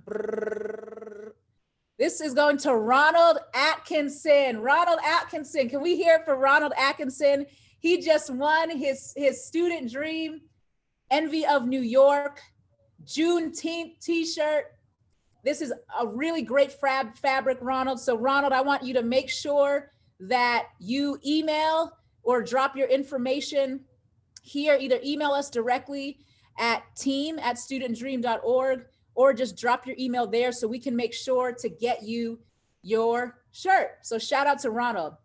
All right, and so now next up, as we start our next session, I just want us to just let me know how are you all feeling? We've been here for me, the time has gone by very fast, but we've been here for a few hours, right? We've talked about, we've had music, we've had spoken word, we've talked about mental health and emotional health. We've talked about endowments and innovation and investing. We've talked about so much. And as always, I see Andrea saying, yes, give me that. I want to hear you all, because we're so big on application. What is one thing that has resonated with you over the last few hours? Share with me something new. All right. I hear people talking about just the importance of thinking long-term and thinking that understanding that it's more than just you who's building wealth. So that's beautiful. I love that, y'all. That is so important. Understanding that we should strive to the point where we can realize, we're a self-sustainable entity, especially as an artist. That's beautiful. And I think it's so important to know we're multifaceted, y'all. It's not just people on Wall Street or on Main Street or in the creative space. There's so many different levels where you can find your purpose, find where you fit. So be encouraged, y'all. So thank you guys again for being here. We are about to enter just the last hour and a half of our celebration. And next up, we have a few more things, y'all.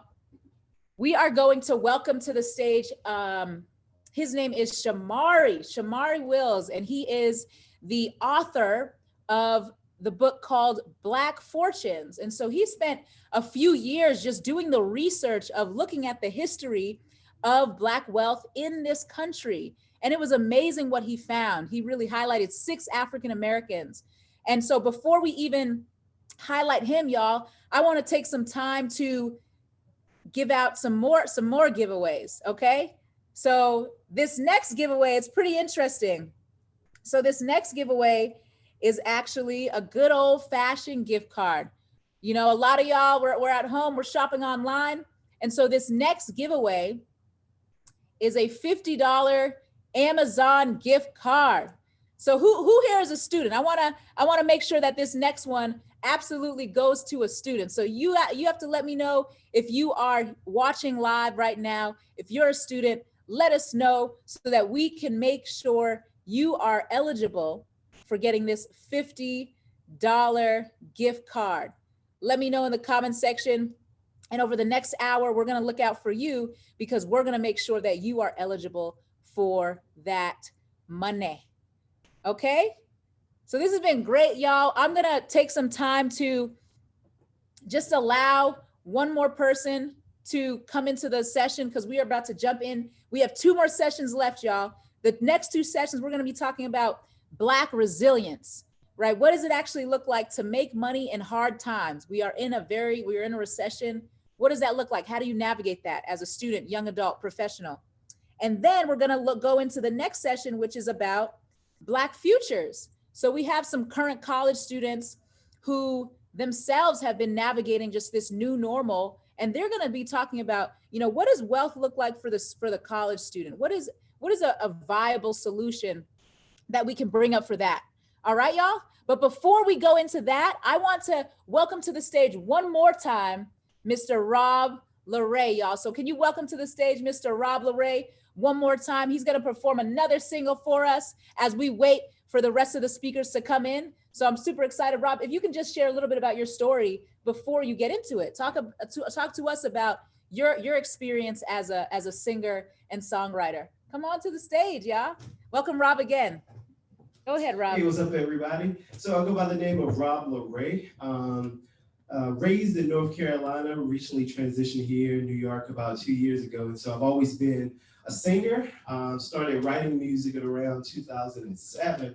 And so my desire is to create take-home music. So take-home music is something that is simple, something that you can receive, something that you can process, and something that will minister to your spirit and make you feel better. My music is also designed and created to empower our people, Black people. And so this next song that I'm gonna sing is called Doing My Thing. And so if you know anything about Black people, typically we ain't messing with nobody. We're doing our thing. And so this is that type of song where you're cool and you're doing your thing. There's a lot going on in the world, but we trust that things will get better. And so this is that type of song when you're just chilling and then you see a Karen coming and you be like, no, not today, because I'm just doing my thing. So this is Doing My Thing.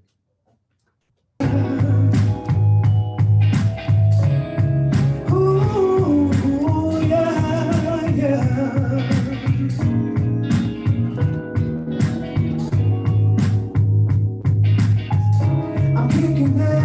Relaxing, cooling, doing my thing. I'm picking it and relaxing, cooling, doing my thing. Picking it, relaxing, cooling, doing my thing. I'm picking it and relaxing, yeah, doing my thing, yeah. They say the world's going crazy. I say worry is not the way. It has never added a single day. So I won't let it kill my vibe. I'll just keep on grinding as I'm kicking it, relaxing, doing my thing. Kicking it and relaxing, doing my thing. Kicking it, relaxing, cooling, doing my thing. I'm kicking it and relaxing, yeah, doing my thing, yeah. The sun ain't shining, but I won't complain. No, no. I've learned to enjoy life after rain. And either way, my heart stays the same, yeah. And I won't let it kill my vibe. I'll just keep on grinding as I'm kicking in, relaxing, cooling, doing my thing. I'm kicking in and relaxing, cooling, doing my thing. Kicking in, relaxing, cooling, doing my thing. I'm kicking in and relaxing, yeah. Listen. Sit down, yeah. Cool down, yeah. Sit down, yeah. Take a load off and do your thing. Sit down, yeah. Cool down, hey. Sit down, hey. Take a load off and do your thing. Sit down, hey. Cool down, hey. Sit down, hey. Take a load off and do your thing. Sit down, hey. Cool down, hey. Sit down, hey. Take a load off and do your thing. I'm kicking that, relaxing, cool and doing my thing. I'm kicking that and relaxing, cool and doing my thing. Kicking that, relaxing, cool and doing my thing. I'm kicking that and relaxing, cool and doing my thing. Thank you so much. Thank you so much. Yes. Can we hear it for Rob, y'all? Come on. That was so dope. Thank you, Rob Laray. Whoo! You guys, we kicking it. You doing your thing? I hope you're doing your thing, y'all. Come on. So I want to just welcome, I'm extremely honored to just welcome our next just talk and moment, Mr. Shamari Wills. This is really exciting. So hey, how's it going?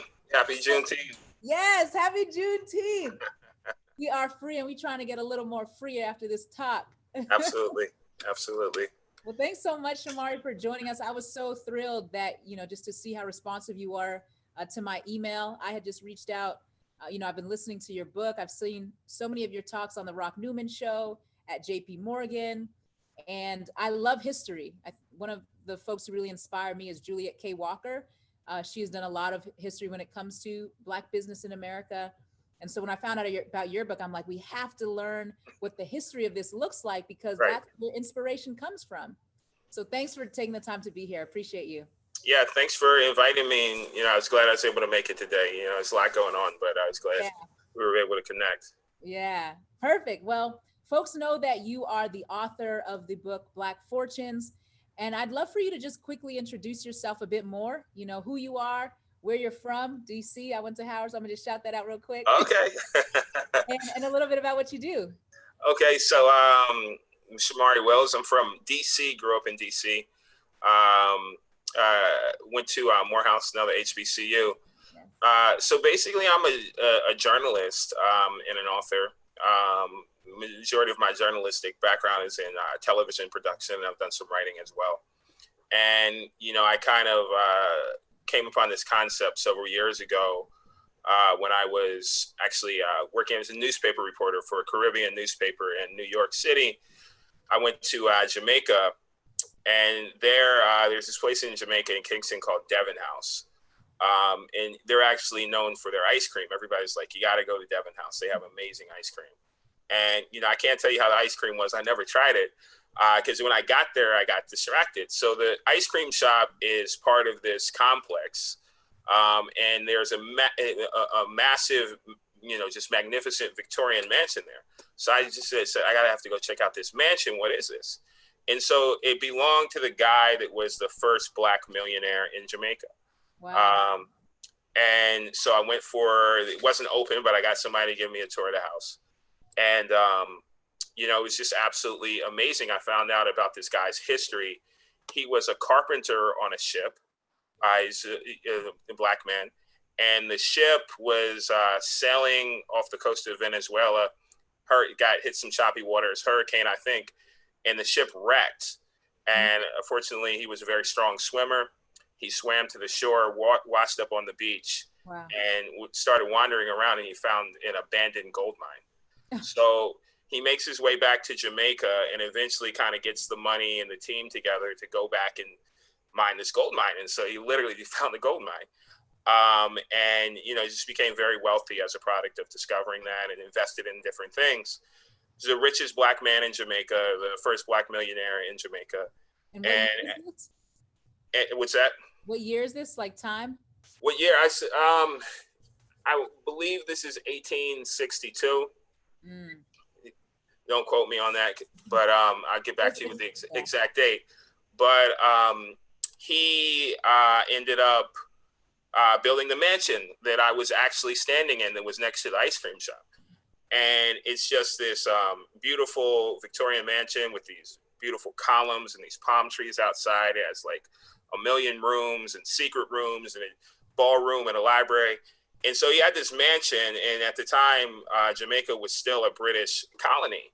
And, you know, they still are under the crown of England. Right. And so the British royals, they just couldn't stand the fact that this Black guy had all this money, and his house was by one of the main roads you had to take to go to the pier to leave. And so they would have to take their carriages by his house, and they just irked them so much that they made them construct a road that went around his house because they didn't want to have to ride by his house. And so I was originally going to write the book on him, but, you know, I live in America, and you know, I would have loved to move to Jamaica for a couple months to do the research. But that wasn't really plausible. So I started looking at, well, what is the history of similar folks over here? And, you know, I sort of found a historical gold mine, so to speak, and, you know, kind of learning about the stories of the first Black millionaires in the United States, and put together the book, you know, while I was working as a journalist. I was at CNN and then later Good Morning America while I was working on this. So yeah, you know, that's sort of my story, my spiel. Come on, I love it. It was just a search, and I like to see all types of things as they go from idea to life, right? It's just that search, that active curiosity. I think we find that with any type of creator, whether you're creating a written piece of work or a physical product. So just for everybody watching, that's something to key in on. So my question for you, I mean, it's twofold, right? So you talked about just, you know, what compels you to write the book, but then when we look at the book, you know, these millionaires were former slaves who endured incredible, right? Like, I mean, we're going through a lot right now, but it's so hard to even put my mindset in that deep place of just torture and horror. But they endured incredible amounts of suffering, but they were able to still amass wealth. And this is pre-slavery, right? And for many of them, and they were self-made made entrepreneurs whose, you know, unknown success mirrored that of the J.D. Rockefellers, of, you know, the Henry Fords, of the Thomas Edisons. And so from your research, what did you see as some of the underlying traits when it came to these African Americans and their ability to thrive under so much just these circumstances? Well, I think the first person that comes to mind is Robert Reed Church, because he made his money actually during a pandemic. Wow. Or some of his money, and during a massive racial uprising. I mean, he was in a massive racial uprising his entire life as a Black man with all this money in the South. But basically, he's a former slave. He was actually worked on a ship that shipped cotton up and down the Mississippi that, you know, of course, slaves were forced to pick. So, I mean, you know, I'm sure that irony was not lost on him. He escaped slavery during the Civil War. He jumped off the ship and, you know, swam to freedom. And, you know, I guess being a strong swimmer, you know, that might be a good, that's the one trait they seem to all have. But he swam to freedom and he washed up on the coast of Memphis, and he was able to sort of build a life there. But he, you know, was always in, you know, kind of Tennessee is where the KKK was founded. So he was in an extremely racist environment, extremely anti-Black environment.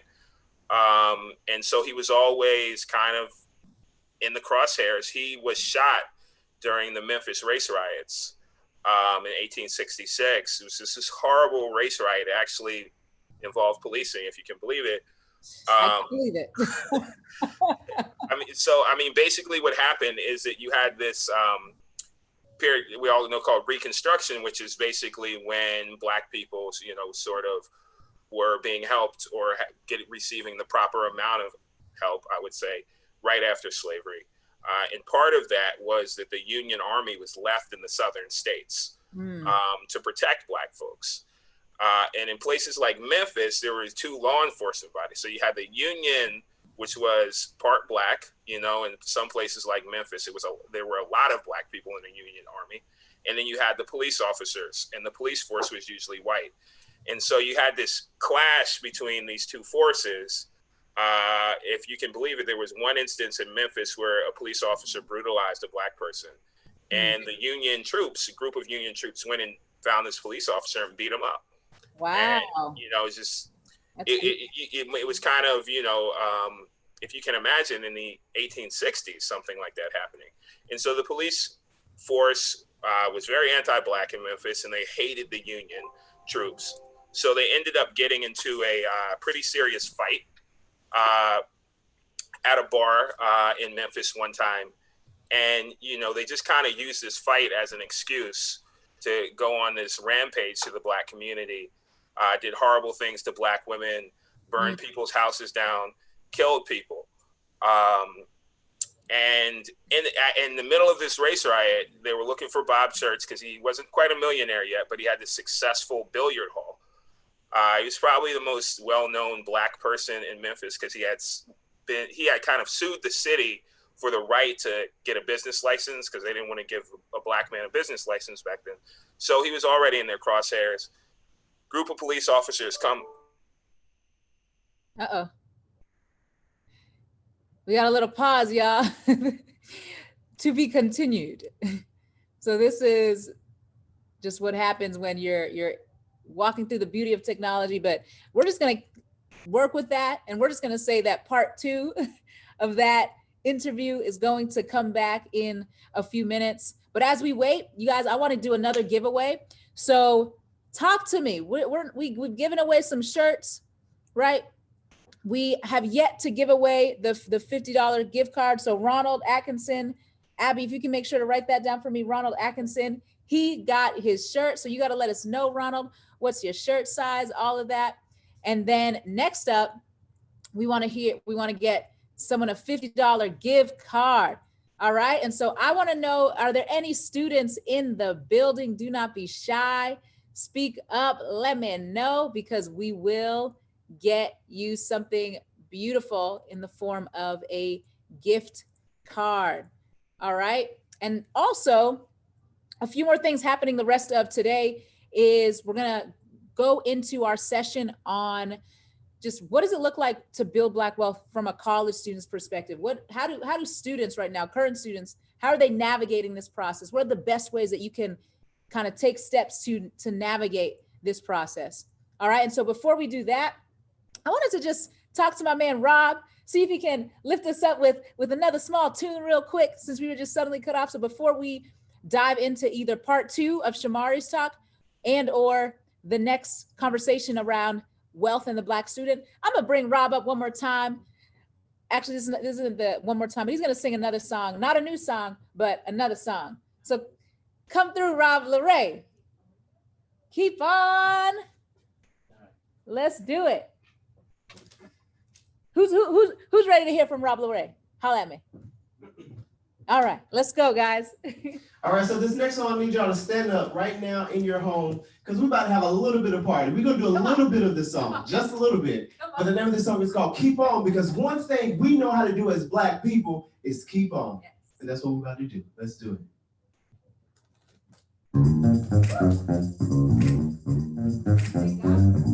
Hey.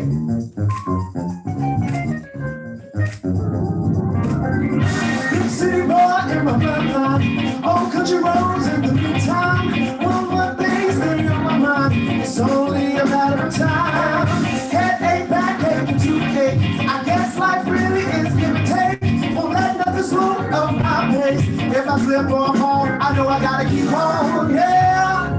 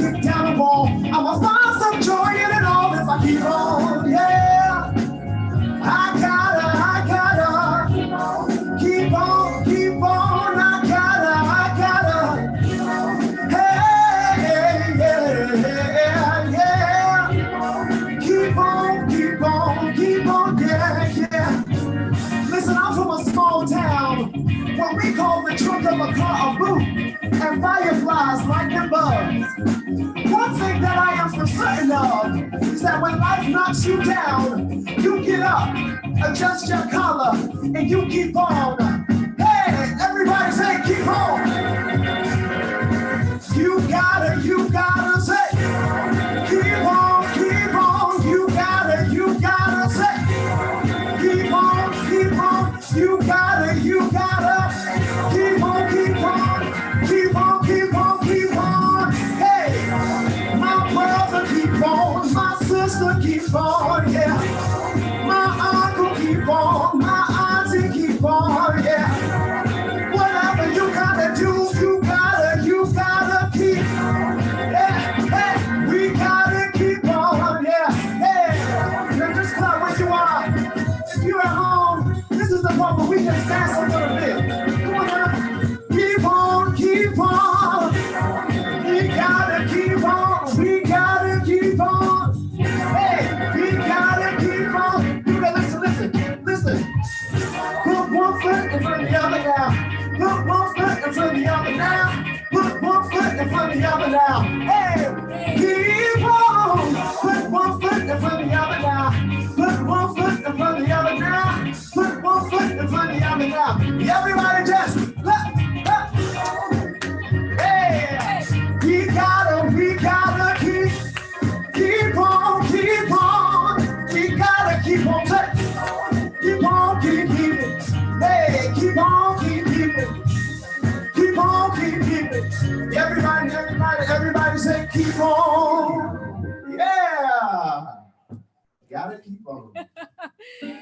Woo! I love it.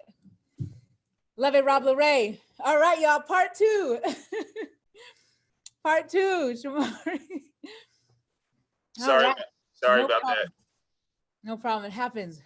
So we have a few minutes to finish, but you left out at like, it was the climax of the story. I did it on purpose. No, I'm just kidding. So yeah, this is a horrible race riot going on, and Robert Reed Church, he's the most prominent Black man in Memphis. He has this big, billiard hall, and so this group of police officers comes there. They rob his place, they raid and loot his place, and they shot him twice in the head, and he actually survived. They never fully got one of the bullets out of his head, so he had these horrible headaches his entire life.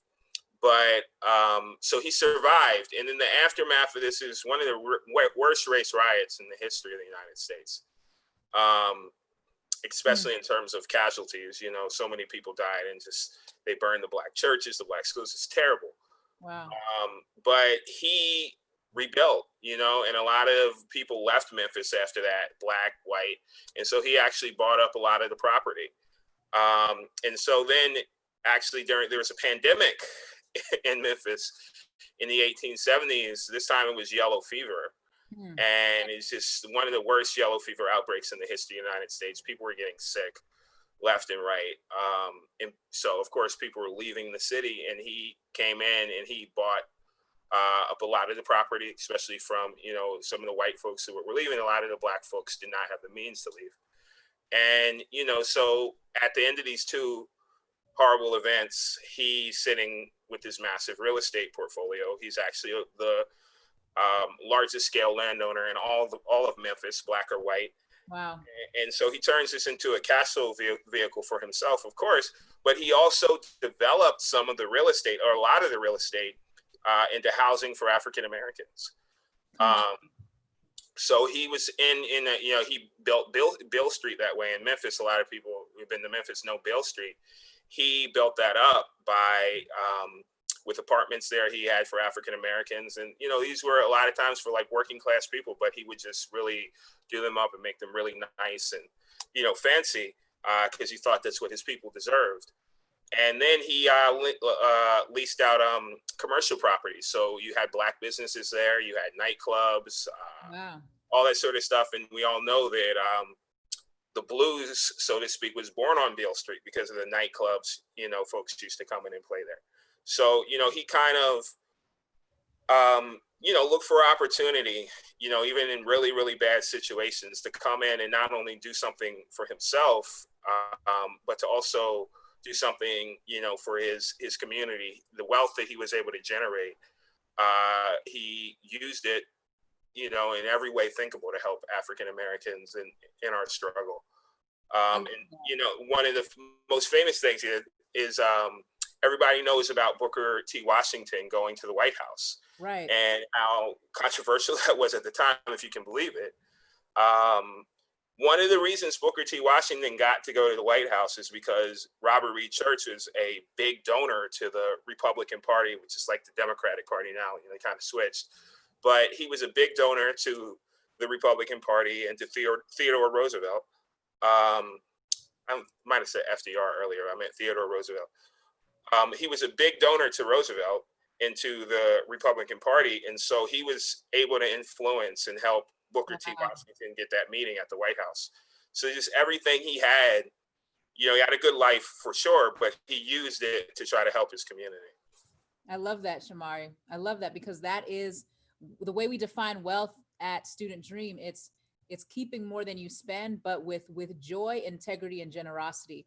And so when I look about those leaders, you answered the question I was going to ask you next, which is, what can we learn from them? And it's not just to think about yourself, but even as individualistic as America is, we're a community, and so I love that. I love that. Well, and I guess just as we close, not just, we're so grateful for you being here, Shamari, but we want to serve our community, right? And serve you. And so you have some cool new projects, taking place. Can you share a bit about those and how the Student Dream community can support? Yeah, right now, it's just Black Fortunes. It's still out. It's still, doing well. It's in paperback now. Unfortunately, the hardcover sold out. I get folks asking me where they can get one. I only have one or two myself. But it's in paperback. And then I have a new book that I'm working on, which is kind of looking forward at the future of Black wealth. But I don't have a release date for that, so I'm not sure when folks will be able to buy that. And then I'm working on a television series based on this book, which should be out in the next couple of years. So that's beautiful. That's what I'm working on. Nice. Well, we are, one of our next giveaways, Shamari, was one of the copies of your book that we actually do have hold of. So great. Yeah, so shout out to Daquan. Daquan, you just won a copy of the Black Fortunes book. This will be your summer reading. So make sure you email us or drop your email in the bottom so we can get you your copy of Black Fortunes. And Shamari, thank you, man. Thank you so much for just sharing stories, right? It's like, that's what communities do. We share Absolutely. Where we came from, and we know that our story doesn't start with slavery, and our story doesn't end on the ground. So true. Thank you so much, Shamari. Happy Juneteenth. And we'll be in touch. Absolutely. And have me back anytime. It was a real blast. Yes, you sure will. All right. Have fun with your family. Okay. Bye-bye. Bye. All right, y'all. So just knowing that the story doesn't start with slavery. The story is not stopped by slavery.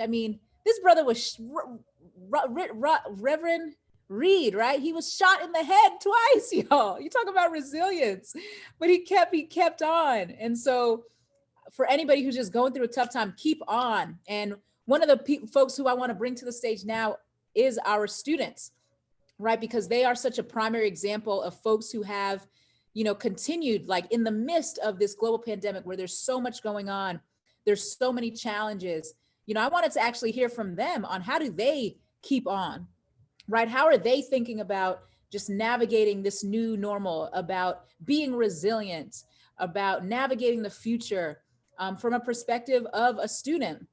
So, for all those listening, like, let's just give it up for the students, right? For the class of 2020, for the class of 2021, 2022, right? 2023, who have had to navigate so many new uncertainties. And I'm super honored to be able to speak with a few of these students who are continuing to just push through and hear their perspective on just wealth and the Black student, right? What does it look like to think about and to build an empire as a student? And so with me here today, I have Mr. Carlos Hines. Hello, good sir, looking fly. Hey, how are you? Great. So as a student, he's not just a student, but he's also an entrepreneur. And so I just want to take a minute, Carlos, I mentioned a bit about who you are, but can you just share a bit more about us, you know, who you are, where you're from, and the multi things that you do? Just lay it all out there. So I am a student first, right? I attend John Jay College of Community Justice in New York City. I was born and raised here in Queens, New York. And at John Jay, I am the president of the Black Student Union, an honors program. And outside of John Jay, I am an advocate for ending mass incarceration and injustices towards Black women in particular. And so, and then I own a management consulting firm, as well as I am a dating and relationship coach. Come on, I'm gonna have to pick you up, man. When we first met, you guys, funny story, I'm gonna just put it out there and be a little transparent. And Philip, don't laugh, because every time I talk with my friend Philip, I'm always bringing up relationships. But I first met Carlos when I was doing a webinar on finances for the students at John Jay. And I had mentioned one of my funny stories is that had I not made this mistake, I would have had more than enough money. I would have graduated college with little to no debt, but I had taken out a loan for my boyfriend at the time. So your girl made a bad move because I didn't have Carlos in my life to tell me not to make that bad move. So we need, the world needs relationship experts. Well, Carlos, let's just jump right in. I want to talk about wealth in the Black student. And I mean, even before we jump into that, I think it's really helpful to, just hear about what you've been putting on over the last few weeks with John Jay. I mean, you all had a really big event recently that really spoke to some of the, how can we overcome some of the challenges and hindrances that we're facing now as students and just as a country. Can you share a bit more about that recent event you put on? Yeah, so it was the first Black student town hall in the history of John Jay. And so that event was really to give spotlight to what is going on for the Black students, not only at John Jay, but those students who are following us across the state. Mm-hmm. So we had Sean King, we had Police Commissioner Charles Ramsey, we had President Kara Mason, who is the president of the college, who's also worked for the Obama administration and his Justice Department. We had some professors, psychology professors. And what we really did was broke down what microaggressions were, right? What they look like. What does racial trauma is? What does it look like in the workplace? And then we shifted the conversation from an educational piece, because we have to be educated in order, a lot of times things happen to us and we don't know what to call it, right? So we kind of felt that it was our responsibility to help people name this thing that is happening to them. So we did the education piece, and then we shift into the social justice piece about what does police reform look like, and how as students we could be on the front lines of police reform. History has shown over and over again that in every movement, especially movements for Black people and people of color, it's been students who are at the front lines of those movements. And we're not afraid to shake the fence. We're not afraid to shake things up because we're living in a time, and especially within America, we're living in a time where institutional racism has come to its end. Like, we're not putting up with it anymore. And we just won't take it anymore. So the town hall was an event where we came together with bright minds and say, okay, we're here, so what's next? Right, we're here, so what's next? And I love that, because you talk about changes starting with students. And there's so many layers to justice. Police reform is one of them. And one of the things we love to focus on at Student Dream, this, is just economic justice and what that looks like for the Black student. And it first starts with understanding, hey, what do Black students really need? And so from your perspective as, BSU president, what would you say are some of the financial burdens or challenges that students are facing and are really trying to navigate right now? So a lot of the challenges are students are worried about student loans, right? That's always going to be the challenge.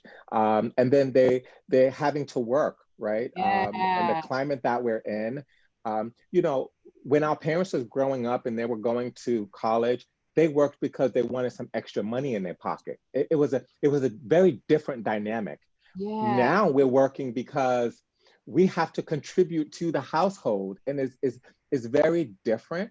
And so the concern is the time that I spend working versus the time that I spend studying, and how this whole thing is going to work out, because I have to go to school so I could be better, right? And I have to work so that I can contribute to my household. And so what we do at BSU is we teach, a part of being a part of BSU is we teach students how to have the second and third income streams. So for example, we teach how to invest, right? Like most students think that they need $500 or $1,000 to invest, when really you need a good $25. You can put into some stocks and stuff like that, and you can start growing your portfolio very small. But one of the things that we recognize, we see a lot of, is students kind of have this thought of like everything should be quick, right? So investing is not quick. Investing is you're putting your money in and you're just letting that thing work for you, right? And you'll see the dividends in the long term. So it's part of that, of teaching students that part. And then the other part is we are really, really advocates for owning your own stuff, right? Owning your own business. If that business is a babysitting business, if that business is a dog walking business, if that business is, you selling cards on eBay, right? Whatever the business is, you have to own something, because that is how wealth is generated. Wealth is not generated by working for the man. The only person who is getting wealthy by you working for the man is the man, right?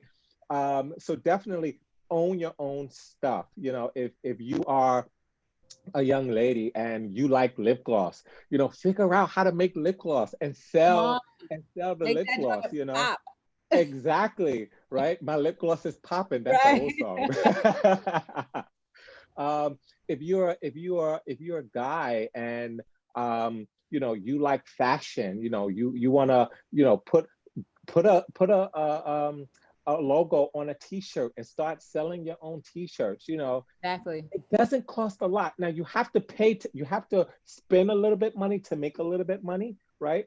So take $125 and say, okay, I'm gonna buy 20 t-shirts and whatever, and I'm gonna iron on the silk screen or whatever you have to do, and then sell those t-shirts, and then save that money so you can get 50 the next time and 100 the next time. But if we had any advice to any students, it is always own your own stuff. Definitely own your own stuff. And that's not talking about a car, because it depreciates quick, but I'll leave that part up to you. No, I love it. I love it. And I mean, that's so super. And I think it just changes your framework when you think like about being an owner and not just a consumer. I know one thing that's really helped me was to look in my house and just at the things that I am buying. So when I look and see, I have a lot of Target materials. I have a lot of Target bags, Whole Foods bags. I have my Apple phone, my Sony camera. That makes me think, all right, well, how can I own those items instead of just consuming them?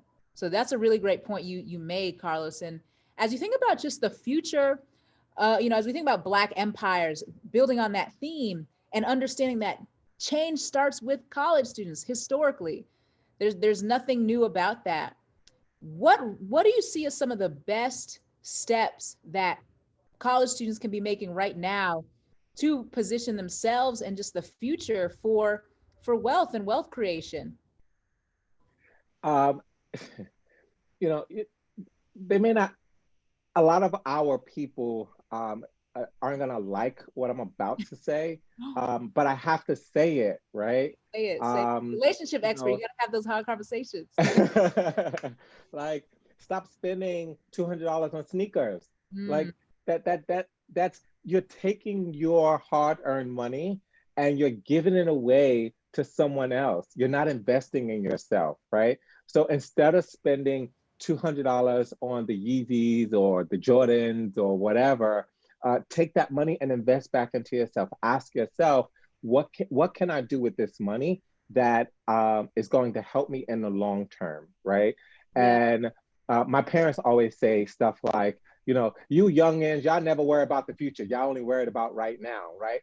And there's some truth in that, right? We have to worry about the future because, you know, when school is over and you may or may not be able to find a job, you need something to fall back on to hold you over until you're able to find employment or until you're able to get kickstarted on the business that you want to get kickstarted on. So definitely make sure that we're paying attention to those things. And, you know, as you said, when we first met, you told us the story about you put me out there. You can say it. I'm not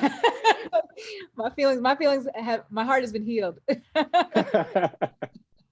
Look, don't give your money away to a significant other. Do not take out loans with a significant other. Don't do that, right? You do that with your husband. You do that with your wife. You do that with someone who you are invested in, right? Not someone who you're not invested in. And that again is just giving your money away freely, right? Because you never know what's going to happen. And what happens if the relationship doesn't work out?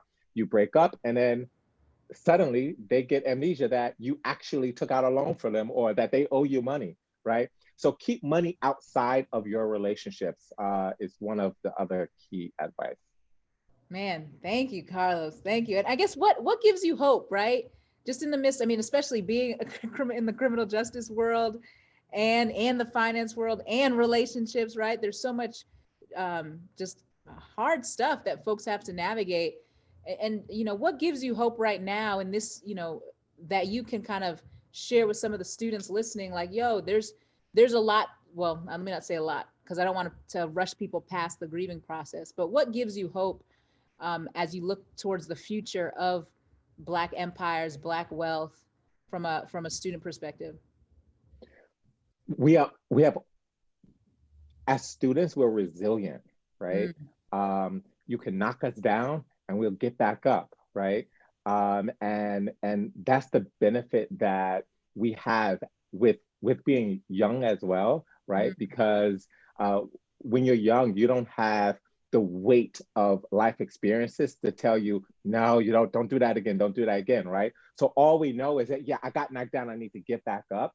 So my optimism is really in this idea that's planted in looking back at history and being able to see that in moments of trouble, in moments of turbulence, when things seemed as if nothing was going to change, suddenly the winds of change begin to blow and things begin to get better. It's kind of like looking over the horizon and knowing that things are going to get better. And they're not just going to get better just because they're going to get better, but they're going to get better because I'm a part of it being better. I'm a part of the solution. I'm doing my part, right?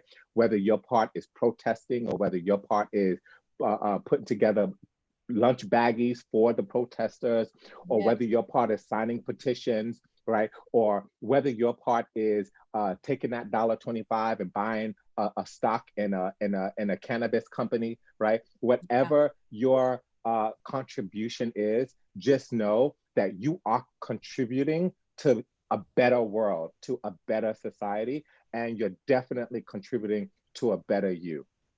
Come on. That was good. That was good. And I, yeah, you know, when somebody says like, it's like, man, that was good, but man, that was good. I did. Well, thank you so much, Carlos. And is there any way, you know, that like, how can we as a Student Dream community serve you and just the work that you're doing at John Jay, you know, or in your companies? How can we support you? Yeah, I think that what you guys are doing is tremendous, right? Like we need this, especially in the Black community. We need an organization like Student Dream to show us a different way, right? To show us that there's a better way to spend money. There's a better way to invest money. There's better things to do with our money than to buy sneakers and clothes all the time, right? Yes. And so what can you guys do? You guys can keep doing what you're doing, right? And come into organizations like ours and do workshops with us. And whether those workshops are in person or on Zoom. Our first workshop was on a Zoom with you, and that was crazy, right? So keep doing the hard work that you guys are doing, because a lot of times as Black people, our hard work go unnoticed. And I want you to know that your work is not gone unnoticed, right? That you're making an imprint, and we see that imprint every single day. Thank you, Carlos. Thank you so much. I really appreciate you and just that encouragement. And we are going to reach out to you. We're going to get you a shirt. That's our way of saying thank you. And for everybody else who's listening who wants a shirt, you can buy a shirt at studentdream.org/shop. That's just a way to support us in our work of continuing to help propel students like Carlos, learn from students like Carlos at John Jay across New York City to build wealth. So thank you so much, Carlos. Have a happy Juneteenth. Continue to build your Black empire and have a great weekend. Thank you so much, Nana. And you can let everybody know, you can follow me at I am Carlos Hines across all social media platforms. Beautiful. I am Carlos Hines. See you. See ya. I'm sticking around though. Yeah, please stick around. I wanna give let's talk to Mo for a little bit, but we will see you soon. All right, bye-bye. All right, bye. All right, Mo. Hi, Nana. I did not know this was gonna connect 3 people. Oh no, it's fine. It's fine. We it's me and you right now. So okay. I think Sean's having a little technical difficulties, but what we're gonna do right now is, you know, just really hear rapid fire, just a bit about your story. And right after you speak, we're gonna just talk to you for about 5 minutes, y'all. Just again, hear more about just Mo's story of innovation as a young person, just innovating in the Harlem, y'all, like the Mecca. When you think of and then after you, we're gonna bring in, probably in about 5 minutes, bring in Marvin, who are just gonna talk more about, again, what Black resilience looks like in this season. So Mo, you are fairly young, right? May I ask your age? I just turned my Kobe year. Let me start. 24. 23. 24. Ooh, yeah. Y'all forgive me, guys. MJ was on my mind. But when we met, I was like 18. Wow. So we met you 5 years ago. Yeah, like 2015. Yeah. I remember at Google when John Henry was speaking. Yeah, that was awesome. So a lot can change in 5 years, but I know you're still building apps. Like, introduce just the Student Dream community who's watching, you know, who you are, where you're from, and what you do. Okay. Hi, everyone. My name is Momo Berry, and my LLC is called Mo Techtainment, tech entertainment that has to do everything revolving around coding or STEAM. I say STEAM instead of STEM because it's science, tech, engineering, arts, and math. Art is literally in everything, such as how numbers is in everything. A quick example would be like the Fibonacci sequence or like the golden ratio. But, I do things revolving around education. So helping people understand how like math and science is all around us, whether it's like cooking, fashion, books, talking, everything has a vibration and all those are frequencies and every frequency has a number. And then I try to incorporate that with coding because we're moving more towards the height of the pinnacle. I said the pinnacle era, the digital era where like Corona just shut everything off, right? So now people have to learn how to work from home. Schools are trying to transition to getting people's attention online, where I know like a lot of kids like the only thing we do online is like YouTube and like video games. Like now we gotta learn. So like that transition of like mental focus and like telling them that, okay, it's not only teachers that you have to look up to when it comes to knowledge, but like your surroundings or like mostly yourself. But they don't teach us that like learning from yourself is what's the right word?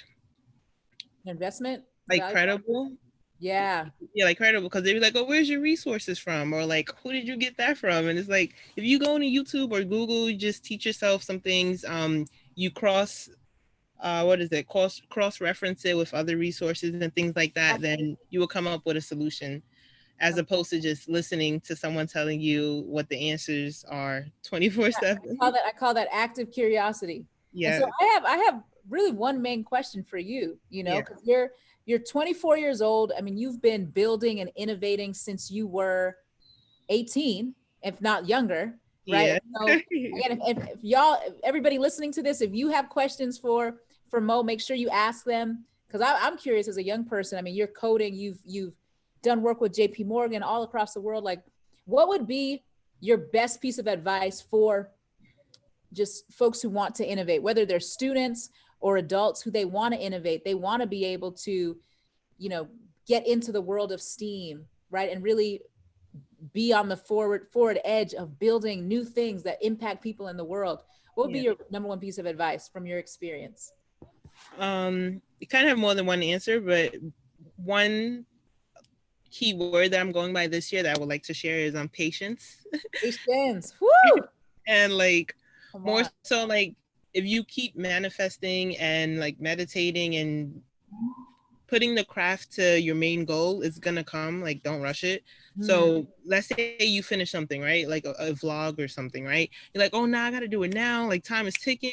But it's like everything happens for the right reason, right? Even if you miss the time, you don't beat yourself up about it. Just like be grateful that you at least finished the video and you still have another chance to show it. Because like a lot of people still like, oh man, I need a camera, I can't even do a video, and like things like that. Just being a little more patient and grateful with your surroundings, especially the way things are going today. Like over 40 million people don't have jobs and people are trying to transition, like, okay, how do I do this, how do I get money? On the course of money, I've been investing so I got to be patient with the stock market. Yeah, that's so beautiful. And for you, Mo, just for all of the, you know, the young adults listening, even some of the parents who are listening, who they're like, man, how does she have such a patient? I mean, this is a 24-year-old talking about patience and talking about right. What formed that? What shaped that in you? I think chess. I've been playing chess since I was 6. And that just fostered a lot of things. Like I started my first handshakes from like tournaments, just walking up to people, talking to them. They'd be like, who is this jolly person? Like, why are you always smiling?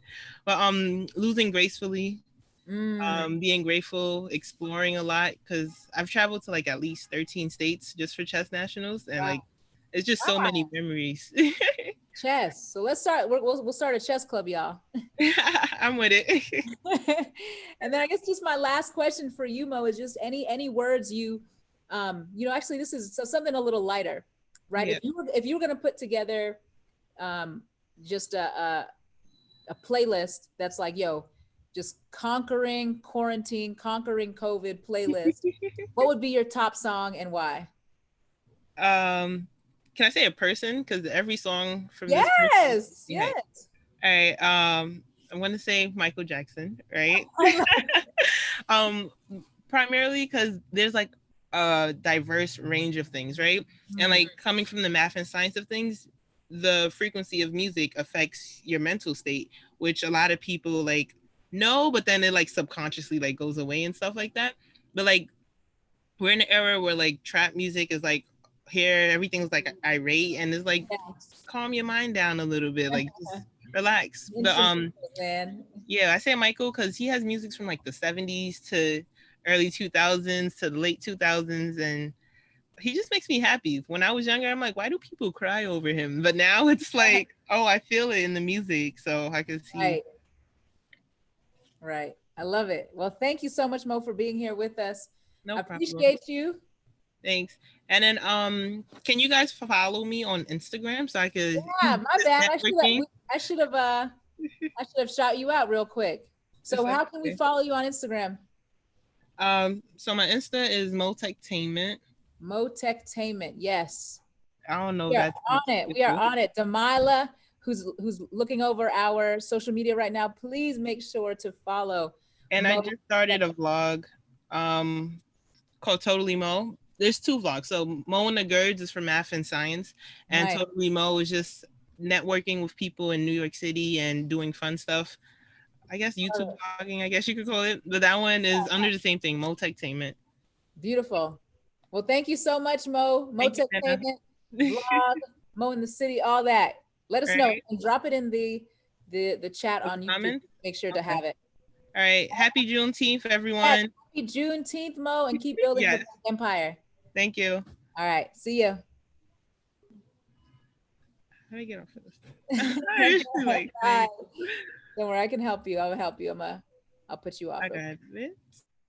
All right. Hello, everyone. Man, that was good, right, y'all? We learning how you feeling. You feeling good? I know we've been back to back to back. All right. So what I'm going to let you do, right? I'm going to let you take a quick break. I'm going to let you take about, like a 5-minute break just to go to the bathroom, kind of reflect on all the stuff you've been taking in. All right. And then in about, let's just say 5 minutes, we'll be back here with our second to last session, y'all, talking about Black resilience. How do you actually make money? What are the best ways to make money in hard times? All right. Let me know any questions that you have around that, how to make money in hard times. We'll be back in 5 minutes. We have 2 more giveaways, y'all, giving away some bigger prizes. So stay tuned, y'all. We'll be back in 5 minutes. Your face, Marvin. Santa Claus must miss. All right, you guys, we can get ready. Hey, Paul. Cool. So welcome back, everyone. This is our second to last session. Marvin, I'm loving the goatee, man. Or that's what it's called, right? Yeah. That's what I'm calling it. Quarantine makeovers. Yeah. I had a mohawk a little while back. I don't know if you caught any of that. I didn't catch it. I love it. Well, thanks so much for being here and working with us as we had a few bit of technical difficulties, so we pushed back our time a bit. But this is the second to last session for everybody watching. This is going to be a really good session. It's going to be with Marvin Scott, who has an incredible background, and Chisek Belu. We'll wait for him to join. And we're just going to be talking about, Black resilience, right? In the midst of turmoil, what does it look like to keep on, to keep pushing? And you bring so much color to that, Marvin, that I really want folks listening, students listening to hear from, like happy Juneteenth. Yeah. Let's keep moving. Let's keep pushing forward. Let's keep experiencing some of the fortune that freedom brings. And so as we start, Marvin, I would just, so in this session, everybody, whoever's been wondering, man, how do I even make money in this time, right? How do I build new relationships in this time? You're talking to me about building Black wealth. What in the world does that look like in a pandemic and with police brutality and with the recession? And I think Marvin really brings a very unique perspective and experience to the table to really help us break down just a few steps you can be taking right now to navigate these hard times and to make money during these hard times. So Marvin, as we kick things off, I'd love for you to just introduce yourself, like who you are, where you're from, and a bit about what you do.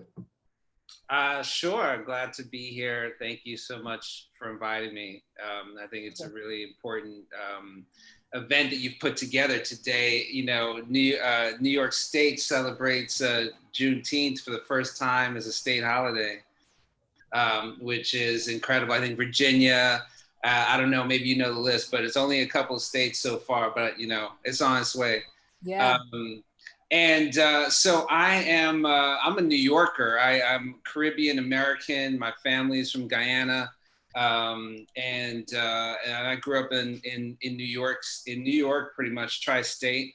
And I've worked in a few different fields. It didn't really occur to me while it was happening, but I've worked in finance and in financial sector, in music, well, and entertainment and advertising.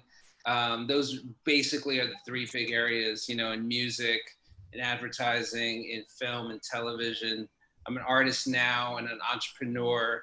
I have a social investment focus in all of my work, between the storytelling and the stuff I do in business, which is really about having people of whatever talent set, you know, think of themselves as investors. Yes. And bringing their talent and their time into those things that they believe in, those, you know, sort of value investing, but very much always connected to community development and community enrichment, and even community talent development. So, you know, that you know, the deals that I put together are you know, supposed to make a ton of money, but also supposed to have a lot of impact. And I exclusively work in that space. I don't do anything just for money anymore.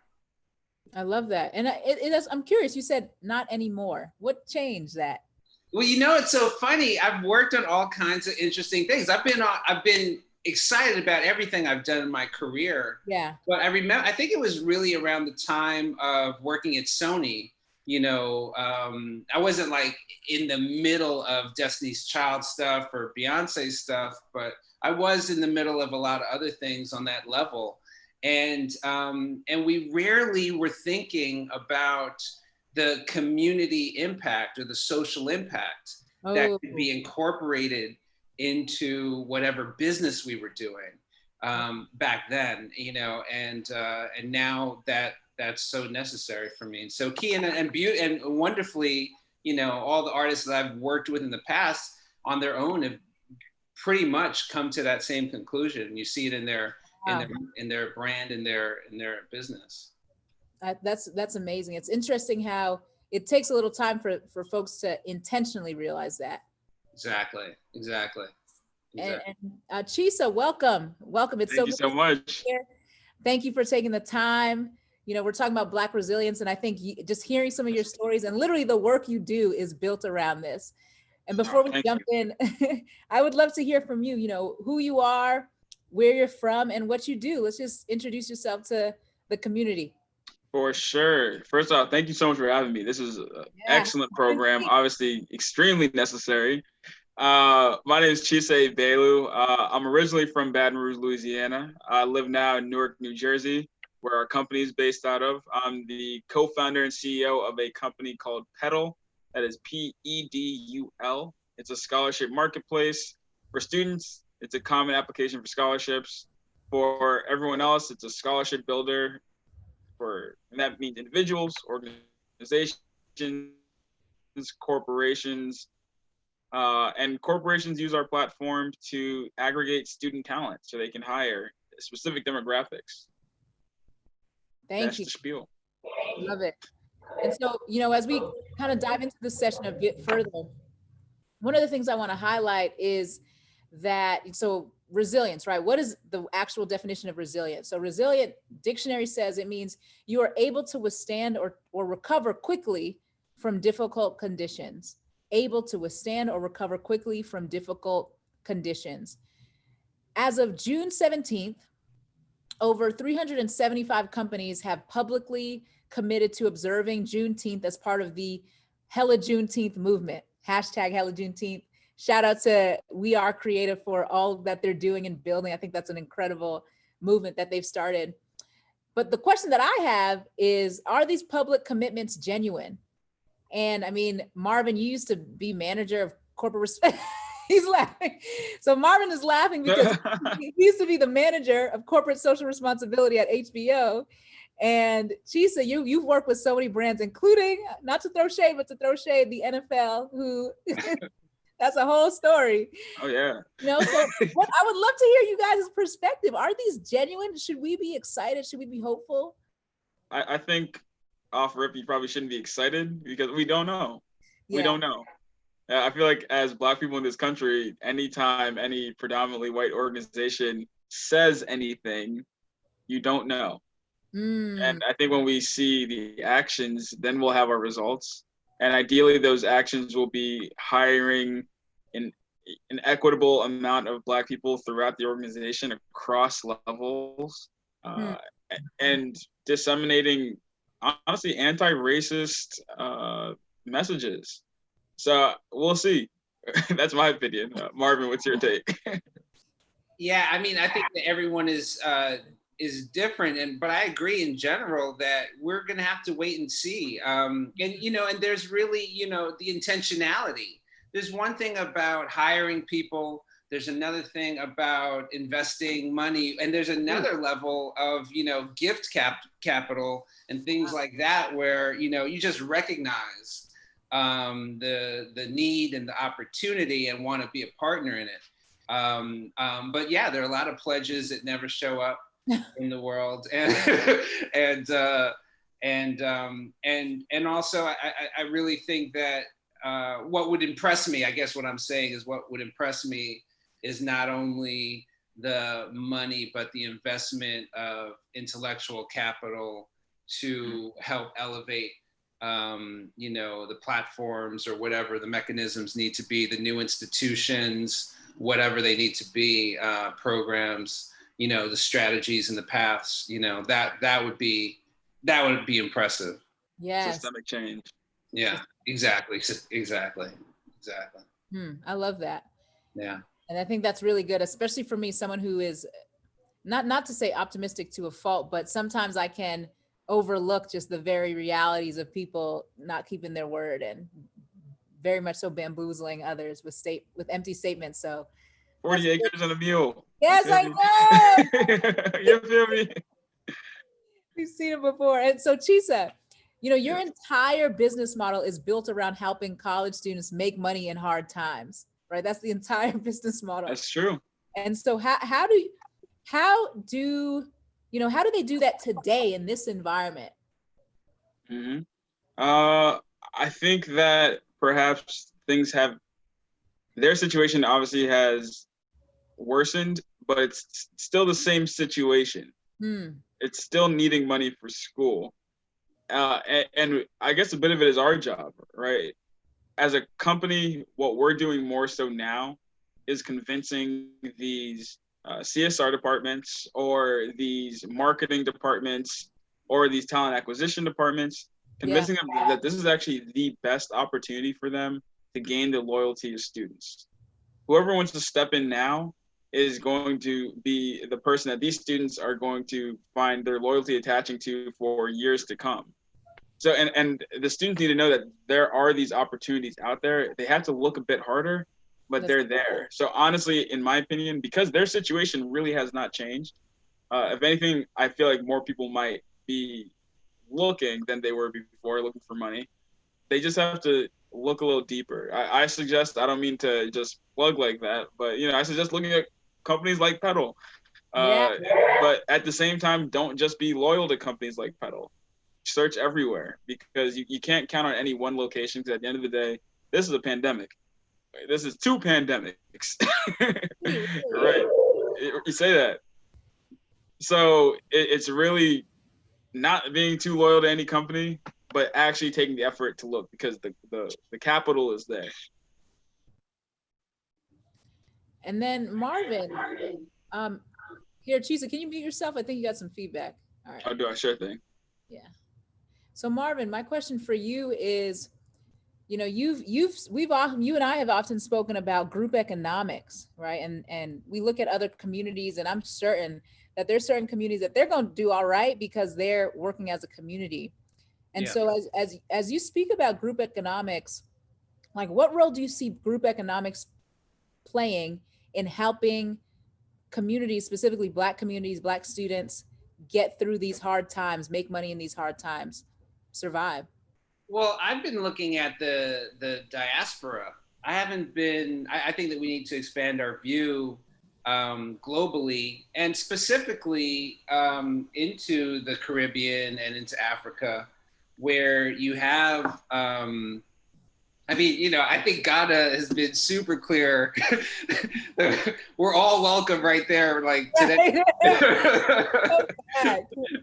But already Africa economically and collected, you know, the community of Africa, the African community had already started to make its strides on its own. And why not partner in that? Why not partner in the Caribbean space and really create our, you know, that allows us to have a really interesting economy. You know, there's a lot of cultural reconnection that is maybe overdue.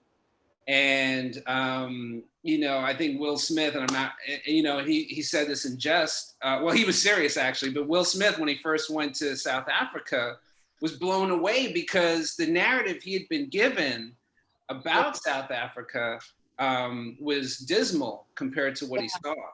And so we got to break through, we have to, you know, be mindful of all the narratives that we've been thrown against ourselves and against our brothers and sisters. Narratives. So I think that fundamentally is a big space, you know, fraught with institutions and governments and talent. And, you know, again, culturally, even in America, we're very dominant. I mean, this is what I can speak of out of my own experience and knowledge. You know, American culture takes from Black culture. So a lot of lifestyle and all this stuff, you know, is coming out of our communities, but we're not, you know, owning it, and we're not growing wealth out of it. So, you know, just kind of thinking more expansively could be a powerful opportunity for us right now. Thinking more expansively. And you said one thing, Marvin, that, I mean, I was going to finish off on that question, but it really made me think of both you and Chisa have this commonality of telling stories, right? Chisa was a journalism major, and obviously you're a filmmaker, storyteller, and you talk about reframing the story. How can we leverage the power, right? The very real power of media, of storytelling, in order to be resilient in this time and help inspire others in the community to be resilient? I mean, this Juneteenth is a huge example of that, right? It's like, whoa, these stories. I mean, you see the ripple effect of one person raising their voice, telling the story of Juneteenth, and then all of the folks who rise up as a result of that. So I'd love to hear your thoughts there, both of you. Sure. You know, I'll just say quickly, you know, we could keep it simple. You know, I think that everything doesn't have to be a feature film. And I think that, you know, I think there's you know, there's been a lot of interesting content on social media in these last few, you know, weeks, especially, you know, and there always is, right? But there's been a lot more crafting of narratives and thoughts and you know, small narratives, individual narratives. You know, I think we can grow on that. You know, we have, you know, we understand the Kickstarter world of, you know, investing in somebody's story. So I think that we just need to sort of set that up for ourselves and tune in and, you know, and really be able to tune in. I think that we're accustomed to Star Wars, and, you know, I'm a huge Star Wars fan, but you have to be able to get past the you know, the CGI level of story, or, you know, having to need that to really tune into some of the stories that are out there right now amongst our community. I like that. Tune into the stories. Yeah. I think that's a powerful point. You know, narratives and stories are the power of anti-Black. And I think in that same facet, it can be the power of being pro-Black or creating this true equality, this true opportunity. So we need more Black storytellers. We need more, because if we know anything as Black people, is that the diaspora is not all the same. There's no monolithic Black experience. And so we have this huge opportunity now to tell all of these different Black stories. And if we don't take this opportunity now, I don't know if it'll circle back in the way we want it to, but if we really push into it now, it's going to grow. And it's not that we haven't seen that. You know, shout out to HBO. You know, we're seeing it with Issa and We see it on FX with Donald in Atlanta, but there's still so many more stories that can be told. And I think that even Nana, what you're doing is such a story that can be told. And it doesn't always have to be, like you said, a feature film, but it can be an article, or it can be 3 episode arcs, right? Docu-series. But there's just so many avenues and different mediums for us to take to be able to tell these experiences. And it's important because if we know anything, a lot of times we be what we see. And there's a lot of lack of exposure within our community because we don't have the storytelling channels and mediums that other cultures might. Right. Man. Well, thank you all so much for taking the time to be here today. That was just dope, just to hear how you're being resilient, how you're encouraging others to be resilient in these times. And it's just great to see you all as examples, right? Strong Black men who are Black and are proud and doing the good work of just uplifting, your families, your communities. Any final words of encouragement that you want to share with the students listening, the parents, the adults, the community? We're gonna win all of this stuff. Right? Win in the end. We're gonna win. Just let everybody know we already won. In a way, we already won. I'm excited about the resilience. I'm excited about the multi-generational, protest and unity and focus. I'm concerned about not letting this stuff that has happened for 400 years go past our watch. That's good. That's good. Come on. I don't want no 3-year-old baby having to deal with this stuff. No, we're just done. Brother, I'm excited to hear about your platform and meet you, and I just wanted to support that and give you an applause and kudos for the work you're doing too. Oh no, we gonna connect, bro. We about to be best friends.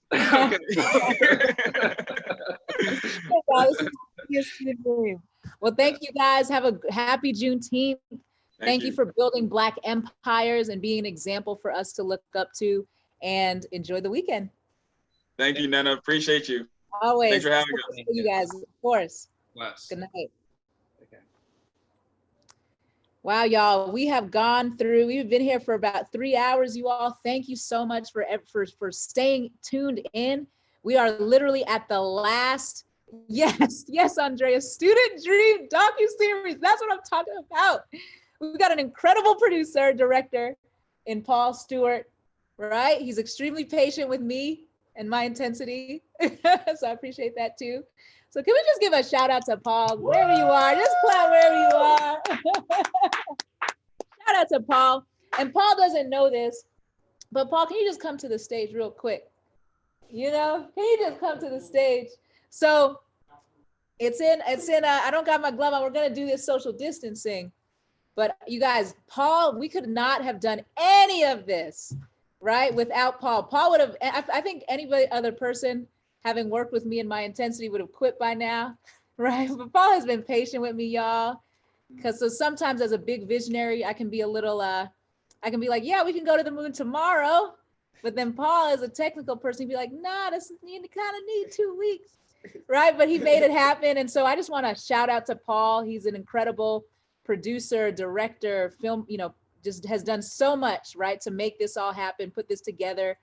A lot of the movies and the stories that you've seen us share online, he's worked to put that together. And so Paul, I just want to say thank you so much, man, for everything. And Paul is going to be getting, he doesn't know this, but I'm just going to let him know he's going to be getting a really solid gift card to Kith. We got you a gift card to Kith, in addition to his very own director clapboard, right? Oh. Because he is Paul Stewart Jr. Got it. All right, so thank you, Paul, you guys. Paul is shouted out. And I also want to bring up Abby. Can you come up real quick? She's saying no, please, no, please, no. What? I just want to shout out the volunteers, right, for today. Abby has volunteered. Thank you, Abby. I would love for you to come up. If you don't, no pressure. All right, I respect boundaries, right? But I want to shout out Abby for helping us put this on today. Thank you, Abby. Hi, humans out there. Bye. Gabby, right, has been with us all day helping to put this together. Mike is here.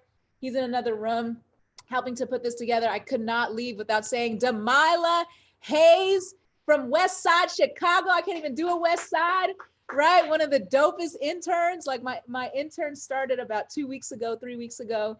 And, you know, they are doing real work. And I'm like, you know, sometimes it's like, hey, I can run a sprint in maybe 8 minutes. And I'm like, oh, you can run it too.